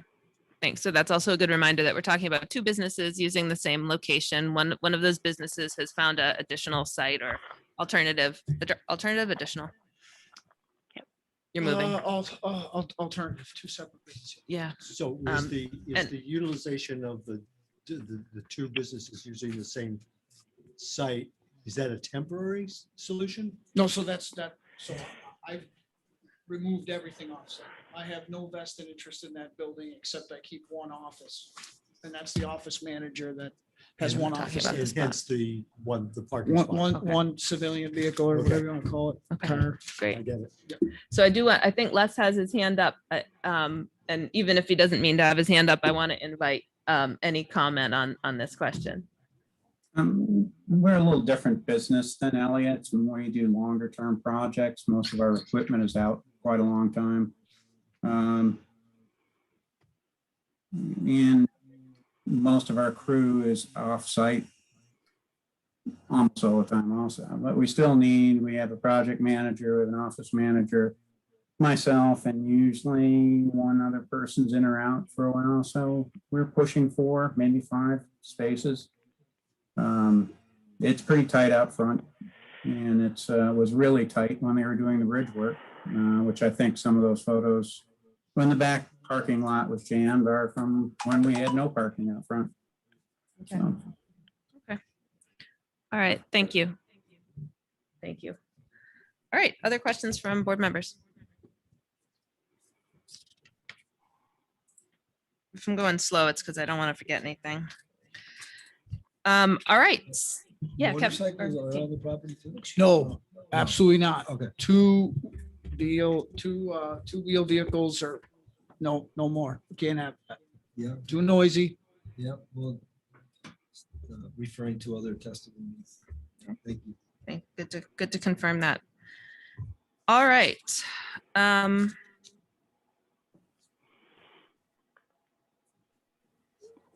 Okay, back to my notes.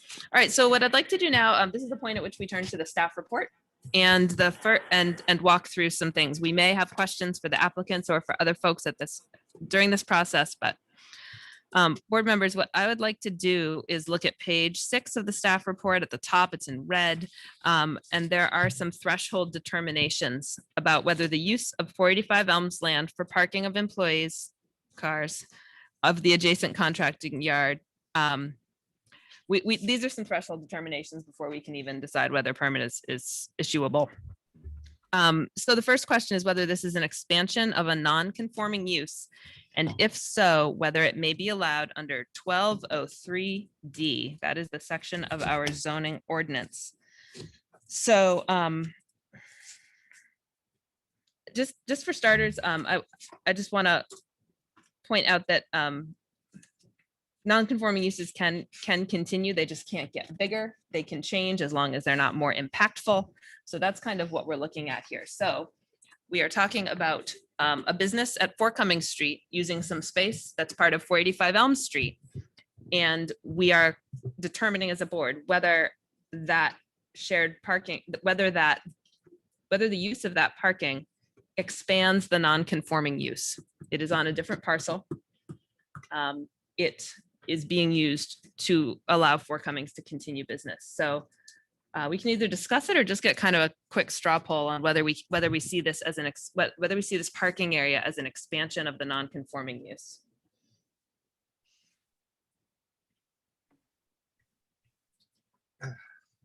Would people like me to read the definition of what a contractor's yard is? Because that's what I was determined was the use at 4 Cummings. Thanks. I jumped ahead. Okay. Yeah. Thanks, Meredith. Give me one second. I know it's in the staff report. Oh, yeah. Okay. So a contractor's yard is defined at section 5101C17 as an establishment that provides storage for vehicles, machinery, equipment, and materials used by a contractor in the construction, building maintenance, or property maintenance trades. It may include a shop for maintaining or repairing the contractor's vehicles, machinery, or equipment, or the contractor's business office. A contractor is a person who builds, demolishes, or performs additions, alterations, reconstruction, installation, and repairs to structures.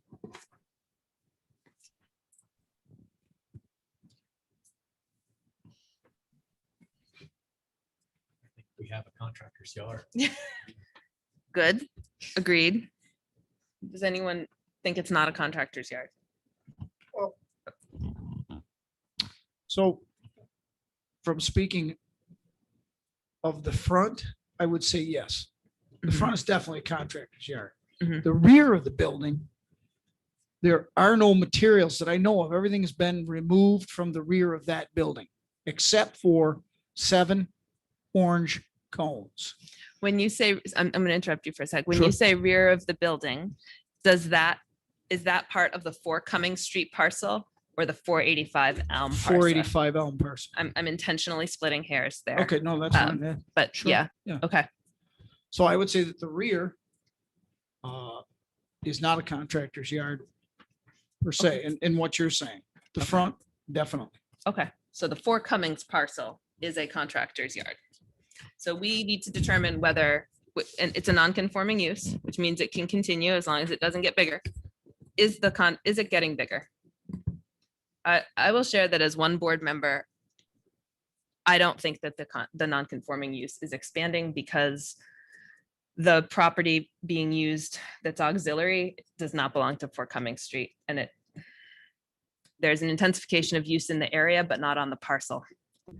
So I do not think it's an expansion of a non-conforming use.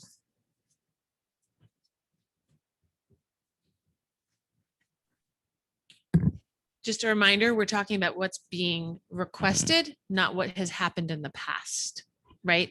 So. I guess, But we can't when the make a determination on what's happened in the past. That's not. our- Exactly. Right, exactly. That's what I was just We're not just discussing throwing that out there, right? I dealt with that. we're not talking pre-existing non-conforming use. We're Well, just talking No, the what's going on at Fort Cummings itself, right? So the question is the having parking at 485, which is what's requested, an expansion of the pre-existing non-conforming use at Fort Cummings? Right? Fort Cummings is the pre-existing non-conforming use. Is their request to have 2 parking spaces on 485 an expansion of that pre-existing non-conforming use? Or is it basically, is it a shared parking agreement to have parking on somebody else's parcel that does not expand the contractor's yard? does the time at which parking began on contract parcel that's there? No, I stopped that. That's done. The parking that happened before is done. They're asking for new parking. We Right? have to view this very, very discreetly, just what's being requested today. So other thumbs up, thumbs down? I'm putting you on the spot because these are threshold determinations and we have to decide before we move on. I agree that this is not a continuation of a non-conforming use on Fort Cummings. Thank you, Abby. Do you mean expansion or continuation? Thank you. Sorry, expansion. It's not an expansion of it. Okay, thanks. I guess I would agree with the same. The reason it didn't make sense is because it's not an expansion of the non-conforming use or Because it isn't. After careful examination. Can I note that Mr. Church did comment that his business was expanding because they were busy? Just The business can expand with, thanks. We're gonna take that as it is. It may. Just to your point, I think Elliot said my business was expanding. oh, okay. Okay. All right. It is true because he does such a good job. That's Free Range Builders. Contact Elliot for the website. Okay, so all right, I'm so gonna they keep have it- more business. They're not expanding, they have more business. That's not the same thing as expansion of the non-conforming use. Yeah. I'm gonna keep it to board members for the moment. So Kevin, would you like to weigh in on this? Do you feel that it is an expansion or is not an expansion of the I do current? not see it as an expansion. Okay. So we do not see it as an expansion of the non-conforming use. Okay. So then the next question we need to think about is the area that we're talking about where 2 parking spaces are being requested, because that's the discrete thing under discussion, is it properly categorized as a surface parking use? And again, Do you want me to read the definition? please, thanks. Surface parking is defined at section 5101P5 as an outdoor site used to store passenger vehicles or site intended to store passenger vehicles at ground level under a roofed open air structure, right? So you have two different options. It can just be site used to store passenger vehicles, or it can be something with a structure that stores them at ground level under a roofed open air structure. There is no further definition. It does not say has to be commercial. It does not define it as separately from 2 parking spaces on somebody's house. There's no other expansion of that definition. The other place to get clarification on that, really, the only other place to get clarification on how that is worked is in the use table itself, where it says that surface parking, since this is your figure 2-15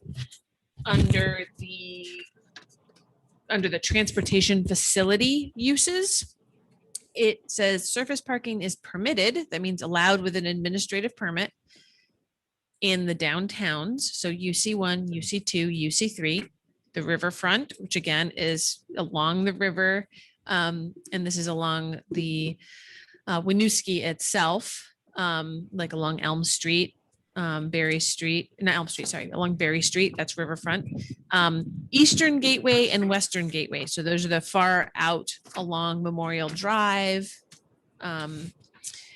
And then it's a conditional use in mixed use residential and in res 1.5. So these are all the highest density locations and locations where a lot of commercial is allowed, or res 1.5, which is really tight residential. And then it's permitted in municipal, and then it's not allowed at all in any of the other residential districts.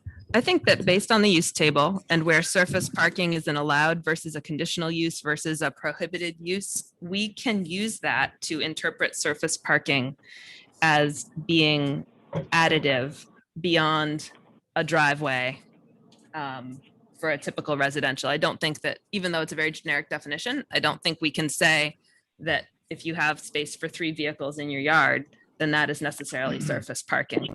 The fact that surface parking is defined and permitted in more commercial areas, right up to and including medium or res 1.5, I think that would lead me to conclude that surface parking is kind of over and above your standard parking, and it would be added parking constructed just for that purpose. But I'm just one board member.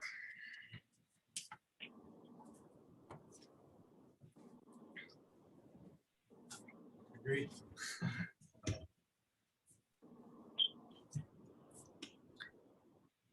Any further discussion by board members of surface parking, the definition?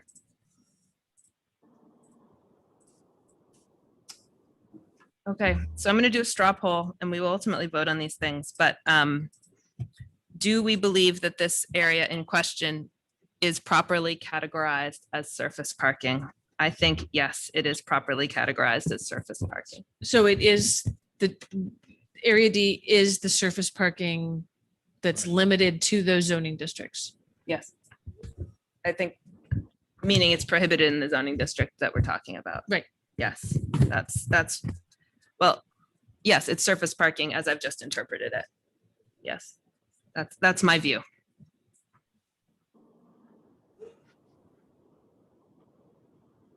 It's surface parking, but can be additive use in res 9, cannot be additive. I'm just asking the one question, is it surface parking or not?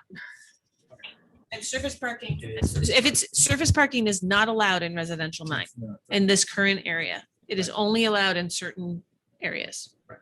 So as you answer, do consider that. And as I was thinking about this, I feel like I'm talking too much, but there is a question to be had, which is this an accessory use? Is the parking area an accessory use to 485 Elm? And I do not see it as an accessory use to 485 Elm because there is existing supplemental parking at 485 Elm, supplemental to the primary use, is my thinking. And I'm happy to have others. What's the impact of Can you get closer? non-conforming surface parking use. The non-conforming use that we've discussed is the contractor's yard. I don't think we're talking about the parking as non-conforming use. Are we? I'm sorry. Yeah. Kevin, can you rephrase the question? Because I didn't even follow that either. Okay, so what's the impact of where we're heading with this, with the straw poll results? That's a fair question. These are threshold questions to determine whether the use for which a permit is being applied for is allowed in the district. As if we want to take a hypothetical from some other place, if we had a rural district where someone was proposing a water park, and water parks were not an allowable use in the rural district, we wouldn't be talking about it. Right. And similarly, we're talking about whether this use is even eligible to apply for a permit in this district. So there are implications, serious implications to what I'm asking. What are the specific implications for this project we're reviewing? So sorry, can I? Yeah, answer that? please, please. So if the it's fine. board determines that the area D, the new gravel area to be used, and the use of it, the board determines that the use of the new gravel area on 45 Elm Street meets the definition of a surface parking use, then there's no way to approve the permit request. There's no, I see no way to do that. So there's one space in jeopardy. Two spaces. They're Two asking for two spaces back there, right? Okay. There are ramifications, right? So big picture, if that's what the board decides, then if somebody comes to me with an application for something like this, where you have two parcels, right? That they're near a corner, so they're on two different streets, and they want to create a rear parking space. It's just two homes, and somebody wants to use somebody else's backyard for a parking space because it works with the way it works. I wouldn't be able to allow that the way we've just talked about it, unless resident A's request for parking is in resident B's parking lot that's already existing. If they're creating a new space just for access for this off-street, off-site parking, even if it's two homes, I'm going to say it's not allowed if it's in a zoning district where surface parking is not allowed. Which is a res 9. Right, res 9, And res any 3, others? res 6, Okay. any of But in those. this case, Thanks it for has that nuance. additional use. No, that doesn't, not here. Here, it's not allowed at all. All of those districts, it has a dash. It's not allowed, period, as a surface parking use. Well, I do. So this is the question. Does surface parking mean to get out of the surface parking box and have a shared parking agreement? Does where you're gonna park and share, does it have to be an already existing parking area? Does it have to be in somebody's driveway? Right? So what are you asking me to approve for future permit applications? What can I and can I not approve? Typically, I'm going to double check because this would also probably come back to you because off-site parking. But while you're looking that up, I'm going to acknowledge that we have some hands raised, and I can see that over my shoulder. We'll try to get to that soon. Sorry. Shared parking. Sorry, I'm losing my spot. A shared parking agreement does not necessarily have to be approved by the DRB. Right. So I need guidance from you. If you're going to tell me that this is surface parking and therefore cannot be approved here, then if I get a shared parking agreement from somebody else where they just want to park off, I can't approve it, right? If it's any of these residential districts, unless it's in an existing driveway. Okay. That's the way I'm interpreting what you're saying. So what we're talking about, what is it? Thank you all for bearing with us. This is unique. So we're trying to treat it as such. We're trying to be context specific while also implementing the law. So sometimes that takes time.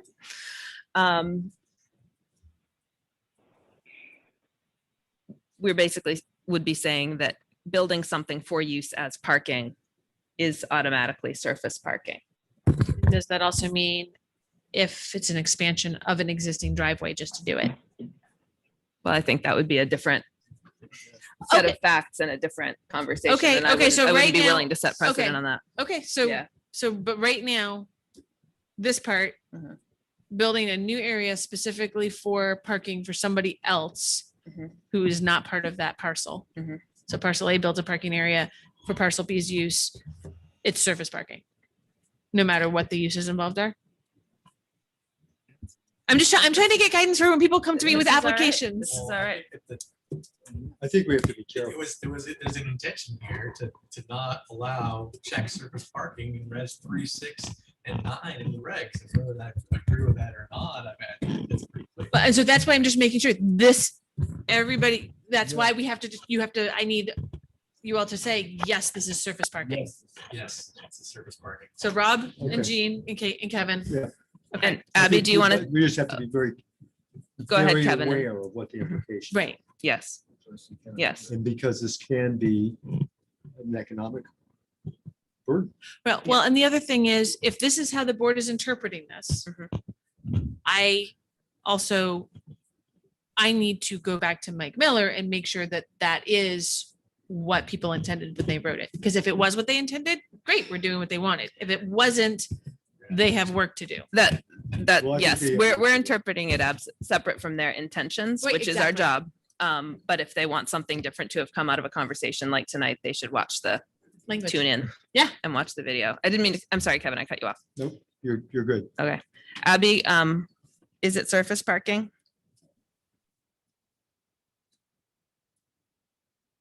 Abby, you need to unmute *6.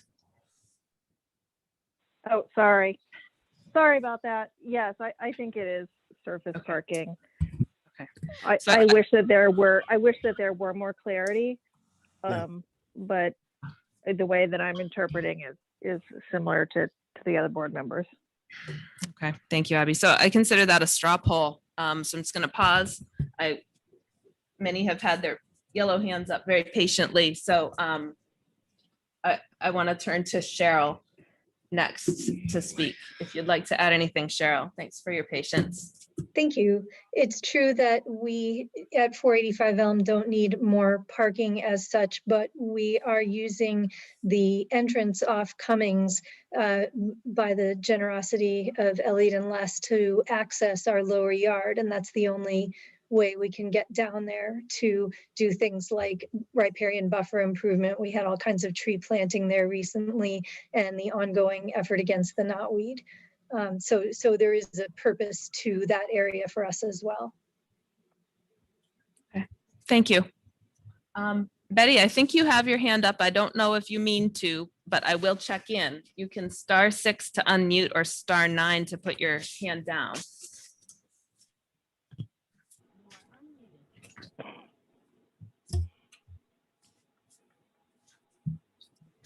Okay, and now you're unmuted, Betty, just so you know. It's hard to see when you're not on the Zoom. Okay. Okay, I did not mean to unmute. That's okay. I didn't mean to put you on the spot. You can find, Okay. if you *6, you can remute. All right, I'm just making sure we're tracking everybody. Thank you. All right. I appreciate this discussion. It is not easy for anyone. So what we do next, oh, sorry. Yeah, if you wouldn't mind using the mic. Thank you. Yeah, sure.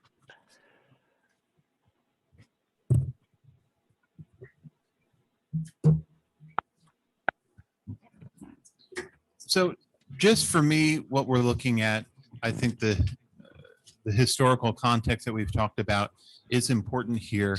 In 2012, the area that we're talking about was a wooded area that's part of the 485 parcel, and then the 4 Cumming Street, which was already a non-conforming use when it was a well drilling company. So it was non-conforming. I feel that this is an expansion. The use of the parking area came after all of this was cleared, and it became part of a legal agreement between the two parties. So I see it as connecting. For me, the knotweed is a concern, but nowhere in my research from experts does it talk about people putting a parking area in the riparian barrier. I know the Department of Transportation may do that when they build a bridge, but I think that's a different matter in different rules. If I may, this is captured well in your written testimony and your previous testimony. So if you have anything new to add, I'd welcome it. And I also will go back and remind myself as well that Meredith, we're sort of looking at this just for what's being requested, the two spots, but we are being asked to approve 2 spots in this area at the dimensions presented. I appreciate that. Okay. It's still just my concern that it's an expansion of the area. Okay, so you do see it as an expansion of the non-conforming use is what I'm noting. Thank Okay. you. Thank you. Thank you. All right, so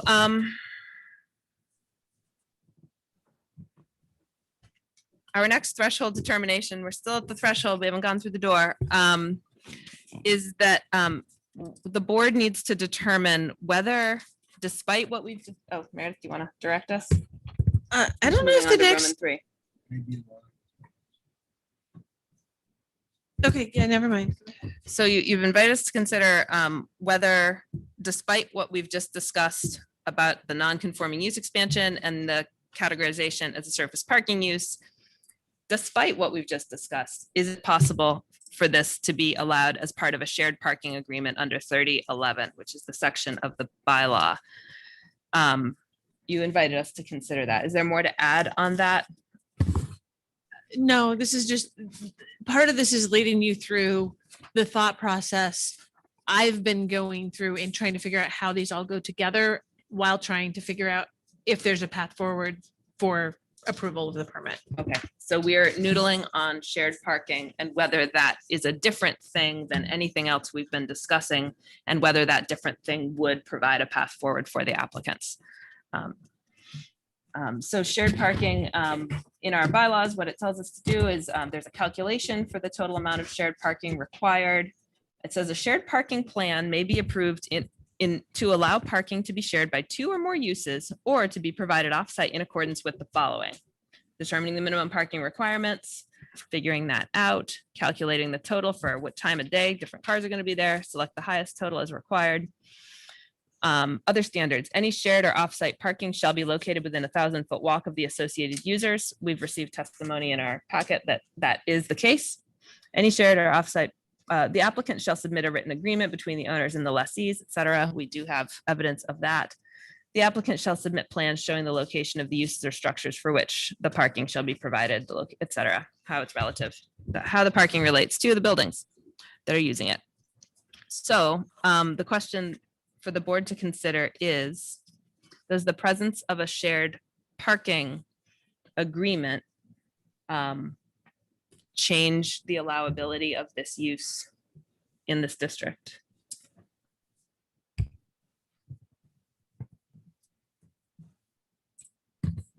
Can I just step in real quick?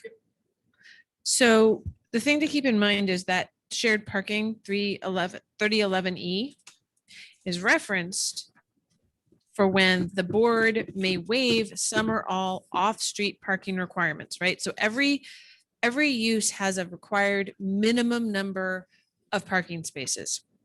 If a parcel cannot meet those minimum number of parking spaces, which I know is not the case here, right? But if that happens, the board can waive some of those requirements to the extent that, and one option is the applicant meets the requirements for shared parking in paragraph 3011E, right? So that would mean that in those districts, that don't, if we take the surface parking use and say it can't be used under with this, in these other districts, then you basically say you can't have a shared parking agreement to meet your minimum off-street parking requirements in any of those zoning districts where surface parking is not an allowed use. If you follow through on the full spectrum of saying shared parking has, you know what I mean? So it would only, you'd only be able to use existing parking. It would clearly have to be shared parking, right? Where it has to be shared. It has to be used by multiple uses, including the parcel. Yeah. The parcel on which it is, the use for which, you know what I'm saying? Sorry. It would have to be basically in Cheryl and Chris's driveway. That's the only place that they could offer a shared parking agreement. I'm just making sure everybody is aware of the ramifications. Right, with the DRB granting that waiver of the minimum parking.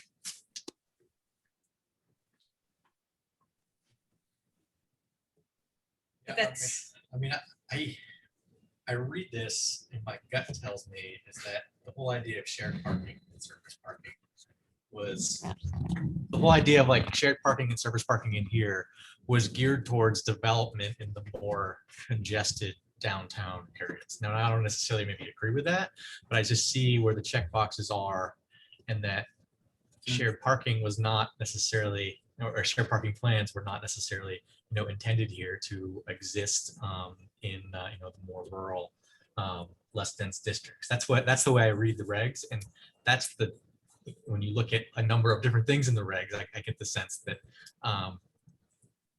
that there just wasn't a whole lot of thought maybe put to the less dense, more rural, districts, and it's possible that something was left out. And I don't think it's our job to necessarily like fill in the blanks in this particular instance, because it does seem like it's pretty. I don't know. Unfortunately, it's clear, even though it may not have been intended. Yeah, I think that's really true.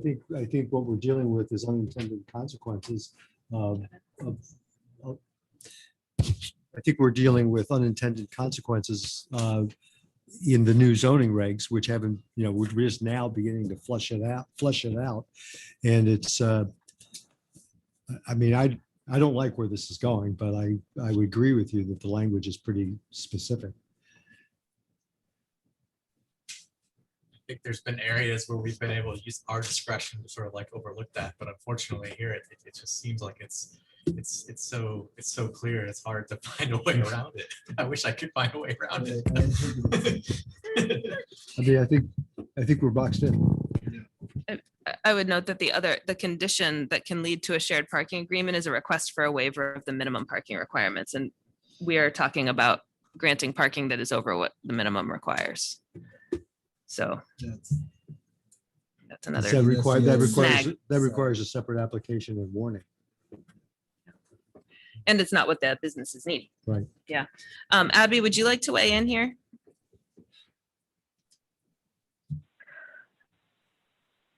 I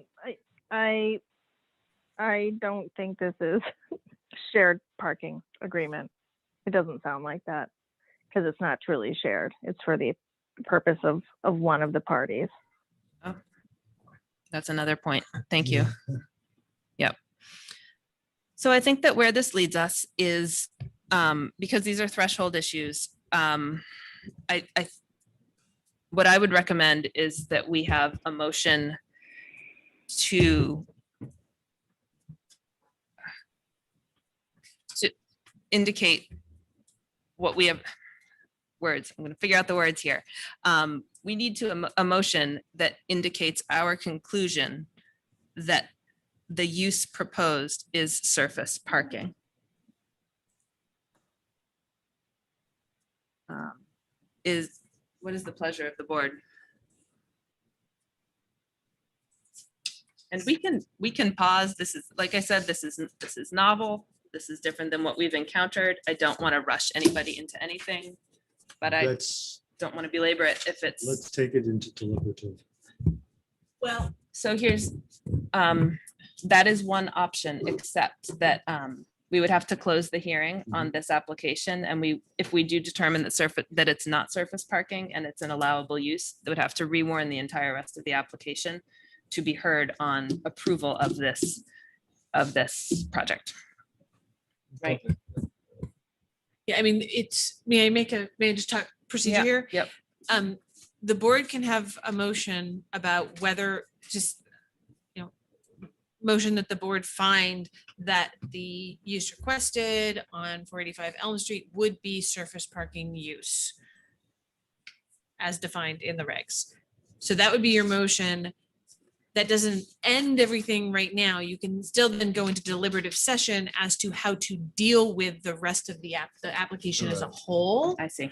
Because whatever way the final decision, there's going to need to be some guidance in there as to how we're supposed to work with the regs, right? But you can make that motion now and then also do a deliberative session to finalize everything if you want. Yeah. You could also, if anything, we need that motion to just get a on the record vote as to where people lie on that determination. Yeah. I would recommend that we take that approach. Ask the applicant how they want to proceed, given that they kind of know where the board is going.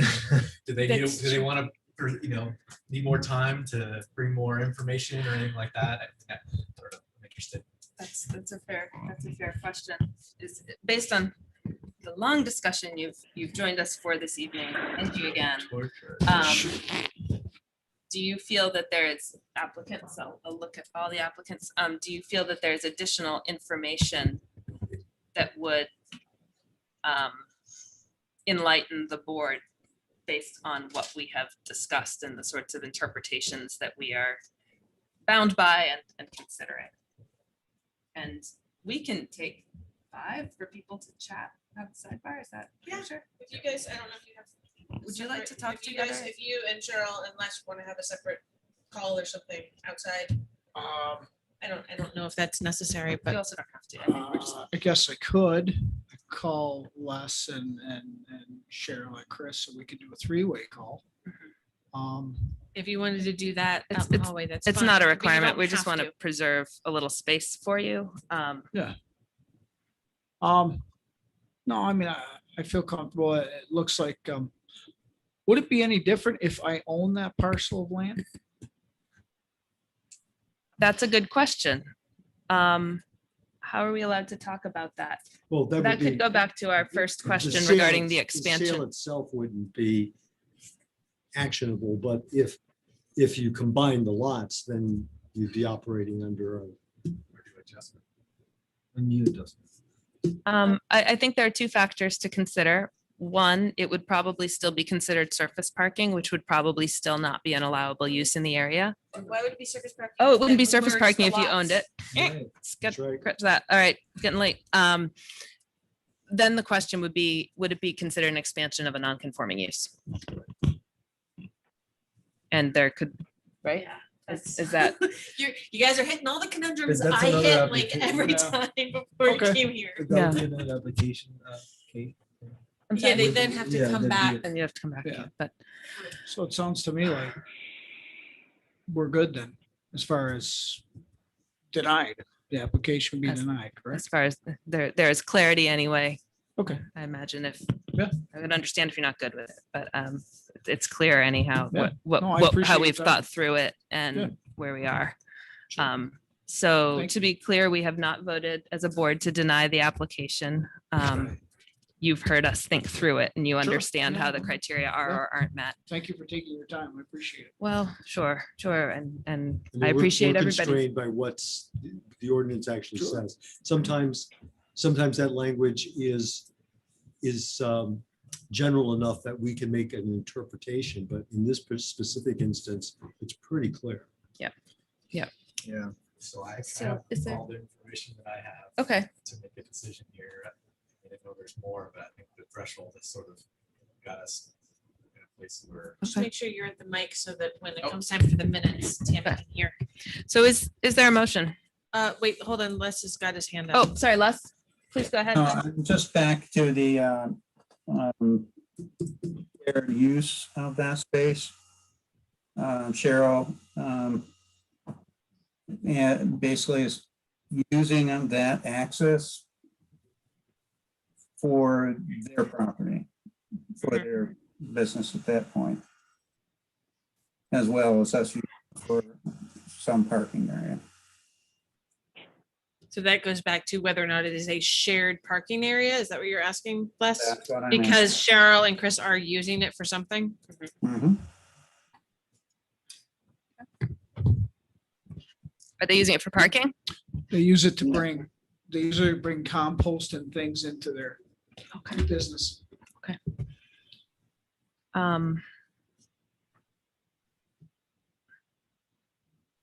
Board members, does that change your thinking on shared parking?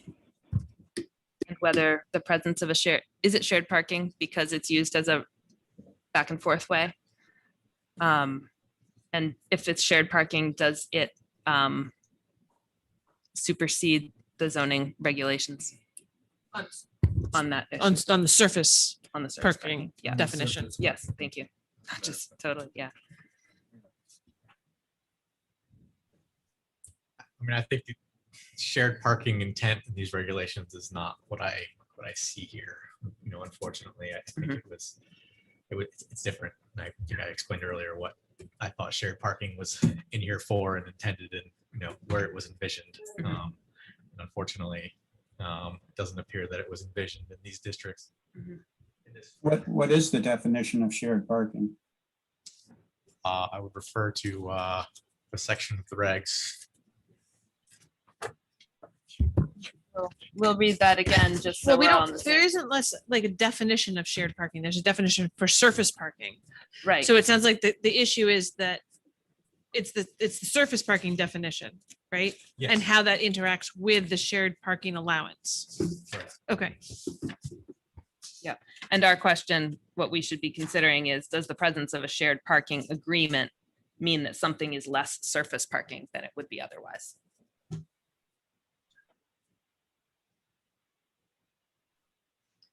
For me, the intent behind the shared parking appears to be to minimize overall amount of parking because it is triggered by a request for a reduction in the parking requirement,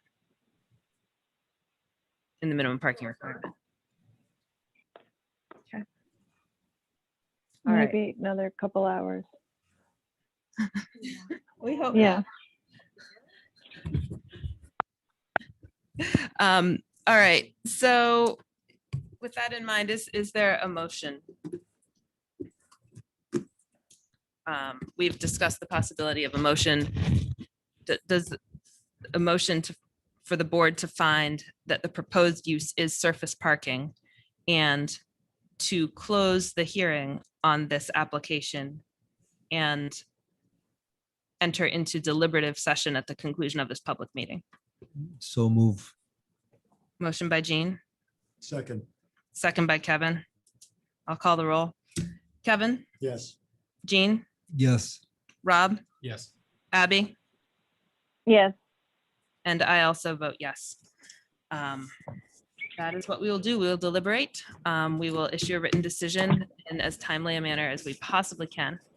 And we really appreciate your time. We appreciate, I personally appreciate that you're running a business and that's work. And thank you for Thank you for your time. efforts. I appreciate your volunteer. Thank you. Thanks. Thank you. Thank you. Thank you, everybody. So, Zach, you're next. I want to check in with the board and everybody else. Do we need to take 3? This is an unusually long meeting. It is that. Let's take 2.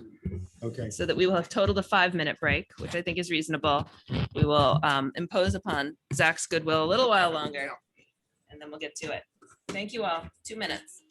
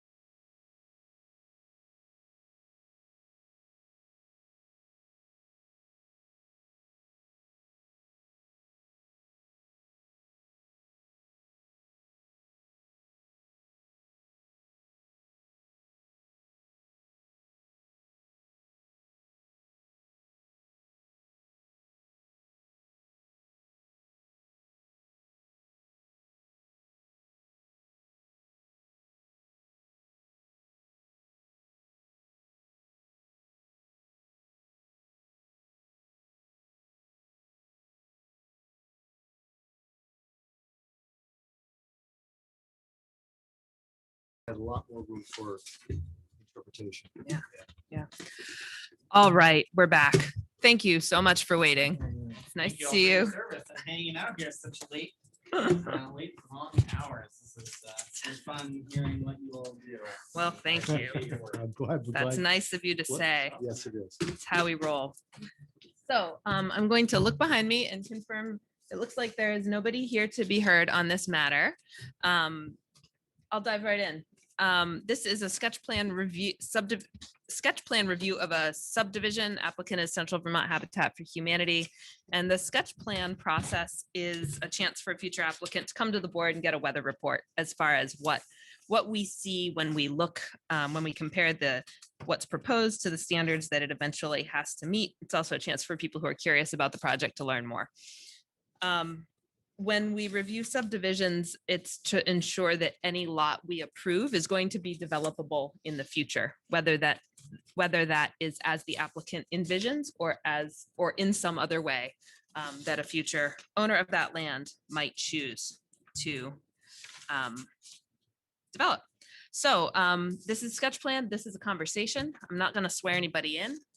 We're gonna get to it. Meredith, do you want to do an overview of this one? And then I'll turn it over to you to introduce yourself and tell us about the project. So you kind of stole my thunder and did pretty much everything. Yeah, as Kate said, there's no written decision or permit coming out of this discussion. One thing to note is that sketch plan for a subdivision is tied to a deadline, and that once someone goes through the sketch plan review, they have a year to file their final application for actual subdivision, or they have to start over again from sketch plan. So there is that deadline in there. In this instance, applicant has presented some ideas regarding how the parcel might be used, and included a preliminary site plan for discussion purposes. In the staff report, I've included some comments on that potential future plan, but I've really tried to focus on the subdivision request itself, because I think that's the most important part here right now. You know, the applicant and I have had lots of discussions about future development options, and that discussion will have some other avenues to go forward on. All right. Thanks, Meredith. Over to you. Zachariah Watson, I'm the Executive Director for Central Vermont Habitat for Humanity. We're a 501c affordable housing nonprofit. I've been in Central Vermont since 1989. And everybody knows Jimmy Carter, a big proponent of Habitat for Humanity, but the biggest program that Habitats are known for across the country and the world is our homeownership program. We serve a very specific clientele. We work with folks that are within 30 to 60% of area median income.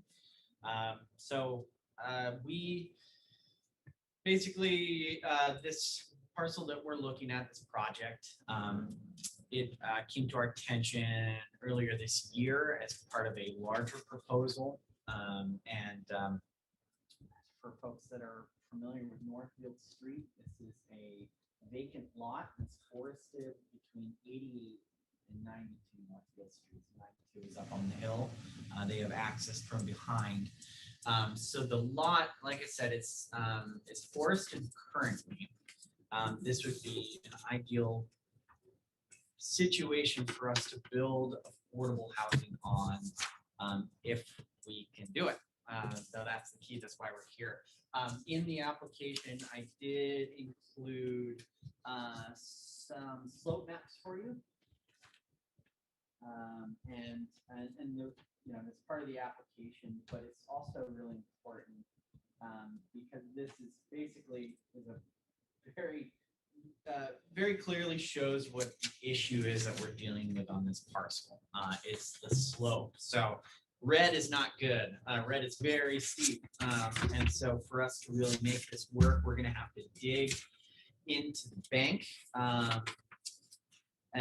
Excuse me, I should start by saying this is a subdivision and development application. So we are looking to subdivide about 9,000 square feet from 102 to 110 Northfield Street, which is actually 2 parcels, which covers pretty much the entire lot here. That's all in rural. This part here is in mixed use residential. That's the part we're looking at. And then it's also connected to a second lot, which is residential 9,000. So there's actually 3 different zoning in here. So we're looking to subdivide that small parcel and build a single family house on it. So as I said, challenges are with the slope. We build some retaining walls back there to deal with runoff and things like that. I have lots of discussions about this to try to sort it out. And we've also run into some other challenges with the ordinance in mixed use residential that we are looking at alternative ways of approaching it. We've given you 2 proposals for a single family bedroom or a single family household, excuse me. It should be in both of them should be in your application. The major difference is that one of them is a shared driveway with the neighbor, 88 Northfield Street. The other is its own driveway. In discussions and a preliminary technical review discussion with the Department of Public Works and the fire department and building inspector, got it. As lovely servants to our community, it was determined that probably having our own individual driveway for a lot of reasons is the best route. But of course, I'm here to hear from you all, see what questions you have. Meredith, I don't know if you want me to get into the problems or if that's something you'll cover. Yeah, I mean, I think the subdivision is really what's before you. We'll have a separate discussion about the house itself and how to go about that. Okay, great. And that would most likely, when you go for a construction permit, that would be a separate visit back here. Assess the impact. Well, that's if relative to the steep slopes. Yeah, anything that would build on the steep slopes. We'll discuss how to go about that because there is the option to combine it all into one permit application. There is a way that you can combine the subdivision and then it's one permit for both. That can be done. Yep, exactly. It's a strategy thing depending on all the different business dealings and different conditions. And ultimately, I think if we can't build there, we're not going to do the subdivision. And it's not really, the nature of the site itself would be pretty challenging for anybody to build there. The history of this land goes back to 1965 when it was a larger parcel that got subdivided. So this lot has been in the hands of multiple developers, at least in the last 20 years. And nobody has been able to figure out a use for this, despite that it is in a mixed use residential, which has lots of options for developing it. It's meant for infill. That's the purpose of mixed use residential, is my understanding. And we haven't been able to find a use for it, and that's because of the character of the lot. So we are trying to get creative to build a house where others have not been able to. And we can do that partly because as a nonprofit, we have access to grants, and the way that our organization is structured, we can take some harder hits than other folks. So the subdivision that you're proposing, is there a structure on the existing lot? So it's kind of tricky. There are 2 lots. Technically, it's 2 lots. But are you referring to the lot that we want to subdivide? The lot that we would like to subdivide, there is no structures on it.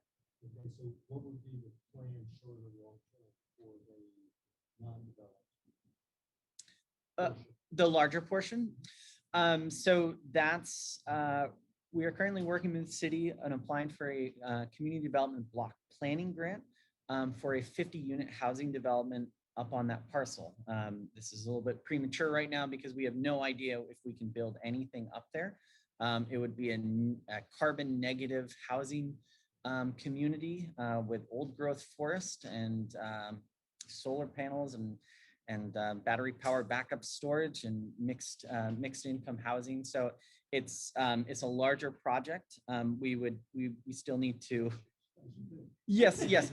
Like I said, the history of this lot, again, in the hands of two developers in the last 20 years, and nobody's been able to figure it out. So as in my discussions with Mike Miller, it's gonna take some finagling to make this one work. Yes. It's good background information. I think we're not bound to consider the future use of the Oh, other yeah, lot. yeah, but this is sketch plan. Yeah. So I'm happy to talk about it because I'm excited about it. Yeah. So lot one with the proposed home is the 9,000 square feet. The subdivision is on. So here's the thing. Should I put a picture of that? Yeah, No, I mean, I mean, Abby can't see it, so I'm not sure how much it helps, but I can, give me a second, okay? Because I didn't have it. The 9,000 square feet is the subdivision. So is the new parcel to be created, right? So the 9,000, this application is about just subdividing those 9,000 square feet that abut Northwood Street, okay? The information that I have from Zach that's in this application talks about this whole thing, the Res 9, the rural, and MUR all as one parcel. I have no evidence that says that they're actually two separate parcels. That's what I think Zach has to do for me before we get the line. Where is that? Right, so the subdivision is off that 56. Yes. It's off of the, yes, yeah, that's correct, yeah. Are we good with that? Minute? Shall we proceed? Yeah. I'm just gonna make sure I have it up. All right. I got it. I've looked at all the land records going back to 1965 and haven't been able to find the properties adjoining. So I need to learn how that happens naturally, if that is a thing. But that's why I'm assuming everything's two separate lots technically. Although the last two transactions, they've been sold as one. Right, and that's why you're the expert and I'm. That's why I prefer people to tell you. I can't, or whatever, I can't make an opinion on whether something's we're not, I'm too tired to start digging down there. All right. So, looking at the staff report, it sounds like a number of the factors about the area are things that are going to be presented in some sort of narrative or summary to help us understand the detail. It seems like there were two things that kind of jumped out at me. One about a height requirement and one about the driveway location. We've already brought up driveway location. From where the way I think about things is that multiple driveways and curb cuts are less friendly for people walking and biking because those are extra exit points onto a road that could be a cause for vehicular and pedestrian or vehicular and cyclist conflict. So my natural tendency towards shared accesses, especially on that where it's a little blind there, coming up the hill from town. So I wonder if could you share a little bit more about your conversation with the public works and public safety folks as to why they thought it because it's straight instead of a little curved? So we would need to do a curb cut anyways to expand the shared driveway. So there would still need to be some of that anyways. I think the other challenges would just be about talking, sharing a driveway with a neighbor and all the complications that come along with that. We have not talked with the neighbor about this, so if you're watching, don't worry. So if you're up at 10 o'clock at night watching this, so that's one piece. The other, that seemed to be the primary piece was the complications around just sharing access with a neighbor. I know for us, it would be more expensive to have a larger curb cut, but that's not why. But for us, we're looking at having a separate driveway because that was what the DRB had recommended. So that was not part of the consideration. I would leave it to the neighbors to figure out whether a shared driveway arrangement is convenient or inconvenient. Maybe the experience of people who work in government that those things have some challenges, but I think in circumstances it's an individual one and that's Yeah, I mean, my sense was it wasn't because of any standard per se. And they're governing openness to discussion about that. Yeah. You know, in this situation, because this area, this specific area is relatively straight, but they didn't see sightline issues with either option. And because the neighbor is a single family home, I mean, the slopes of either getting a lot of development, so it's not like there's a ton of traffic there. So I think they were looking for either option. So Yeah. how you done there? TRC. That's not cheap. Don't forget to give me the microphone. Well, I don't know, because I'm not cheap, so I don't know whatever. Appreciate that, Rob.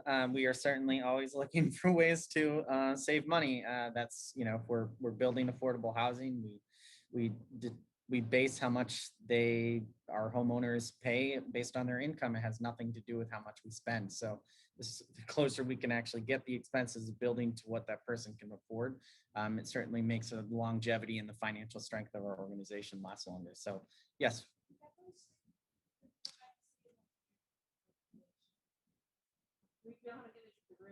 No, it's actually been like this for quite a while. I think that's you. No, not you. We don't have a picture of the room anymore. Displayed over Zoom. I don't know. I don't know why. Okay. Okay. Well, no, I mean, technically, I could, but hold on, I'm just gonna go. No, look at your computer. I don't think anybody's still watching YouTube. Oh, there's sorry, oh, now it's just looking at me. That's probably not what it's supposed to do. No, it's supposed to somehow tie into that camera. Give me a second. And you might need to change the source of the video there. Yes. Yes, no, it's 4 o'clock. It's 10 o'clock. Abby, thanks for bearing with us. We're fixing some computer stuff. It's only giving me the one camera. Something happened. It'll still. Did it come unplugged there? Oh, there we go. Okay. All right. We'll be Turn it off and turn it back on again. That was neat. Okay, let's. All right, great. So, so driveway location, something we talked about a little. Do others have questions about other issues that they saw? Any feedback, reflections? I'm just kind of curious. I think there's a minimum height requirement of 24 feet in this district, and I read in the report that can't be met, and I'm wondering why. Well, so it's partially because of the character of the lot. It's also partly because of restrictions we have in the way that we build our housing. The 24-foot height requirement is based on the average grade of the property, which due to the slope of the property increases the grade. So instead of a 24-foot minimum, for us, it's a 29-foot minimum. That means we need to build a 3-story house. And typically we're building for 3 bedrooms, 1.5 bath. For us to build a 3-story affordable house with 3 bedrooms and 1.5 bath would be pretty unfeasible for a number. It would be pretty, well, we could do it. It would be really narrow and really tall. It would look very silly. It would be a duplex. Yeah, right. We looked at a duplex. A duplex is not feasible in this spot, mostly because we like to provide a shed so that our homeowners have a place to store their things, a lawn, so that their kids can play in the yards, and we also provide parking. So the 2 challenges for Habitat for Humanity are costs. So one choice is that we could put the garage underneath it. Garages typically cost about $30,000. Our houses by themselves without a garage cost $150,000 to build. So $30,000 is pretty extensive when we're looking at trying to keep it affordable. The other part is we use volunteers to build our houses. That's how we keep them affordable. Jimmy Carter. So having volunteers on the roof of a 3-story house is not safe. And our architects and our builders do not feel comfortable with it. That these 2 reasons are the main reason why we probably would not qualify for a variance from the 24-foot. So because that is our discretion. And so it that's the challenge. Thank you. Have to go 5%, or is that? That won't get you there. Trust me, we've worked those. Do you want to hear about how we're looking at solving this with Mike Miller or not? I think we'll let you work on it Okay. some more. Yeah. Thank you. For the I like that purposes you of, just called him Mick Miller too. Did I say Mick? I'm so tired. I did a whole separate meeting with hearings before this she started at did, 7. she did. No, I appreciate y'all very much. And this is a complicated one. Mhm. Meredith and I were reading through all 3 different zoning ordinances to figure this one out. Wow. And really getting into the weeds about it. Mhm. And it's been a challenge. So yeah, we're looking at other, I don't know exactly where we go from here. That's kind of where we're at. Since we are looking at this larger parcel, there might be potential for rezoning the entire thing, which could increase our density and make this a lot more cost effective for us. If we rezoned to residential 9,000, also if we did that, we would apply for a variance, and the variance would apply in the circumstance because there's a requirement for a 20-foot setback, and this property is allowed. So what that means is we're going to build the house there. It just means that we have to go through a rezoning and a variance to build the house there, as opposed to just building it because we know we're going to build it anyways. So kind of back to our original consideration with what we do with a sketch plan review. We, I think, are looking at this as a board and saying, yep, you could put a lot there and one could build a house there. It is a developable lot as proposed. Whether it's developable in the manner you need to develop is a separate question from what we determine. So good to know the background, but I feel pretty comfortable with the nature of this lot. And I've said my piece about the driveway. Any other questions or concerns about it? Habitat owns the whole parcel. We do not. No. No, we have a purchase option on the parcel. Okay, great. It goes, Yeah. Well, if there are no other questions from board members, I'll pause so that Abby can chime in if she chooses.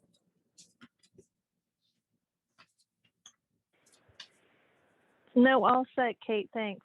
Okay, thanks, Abby.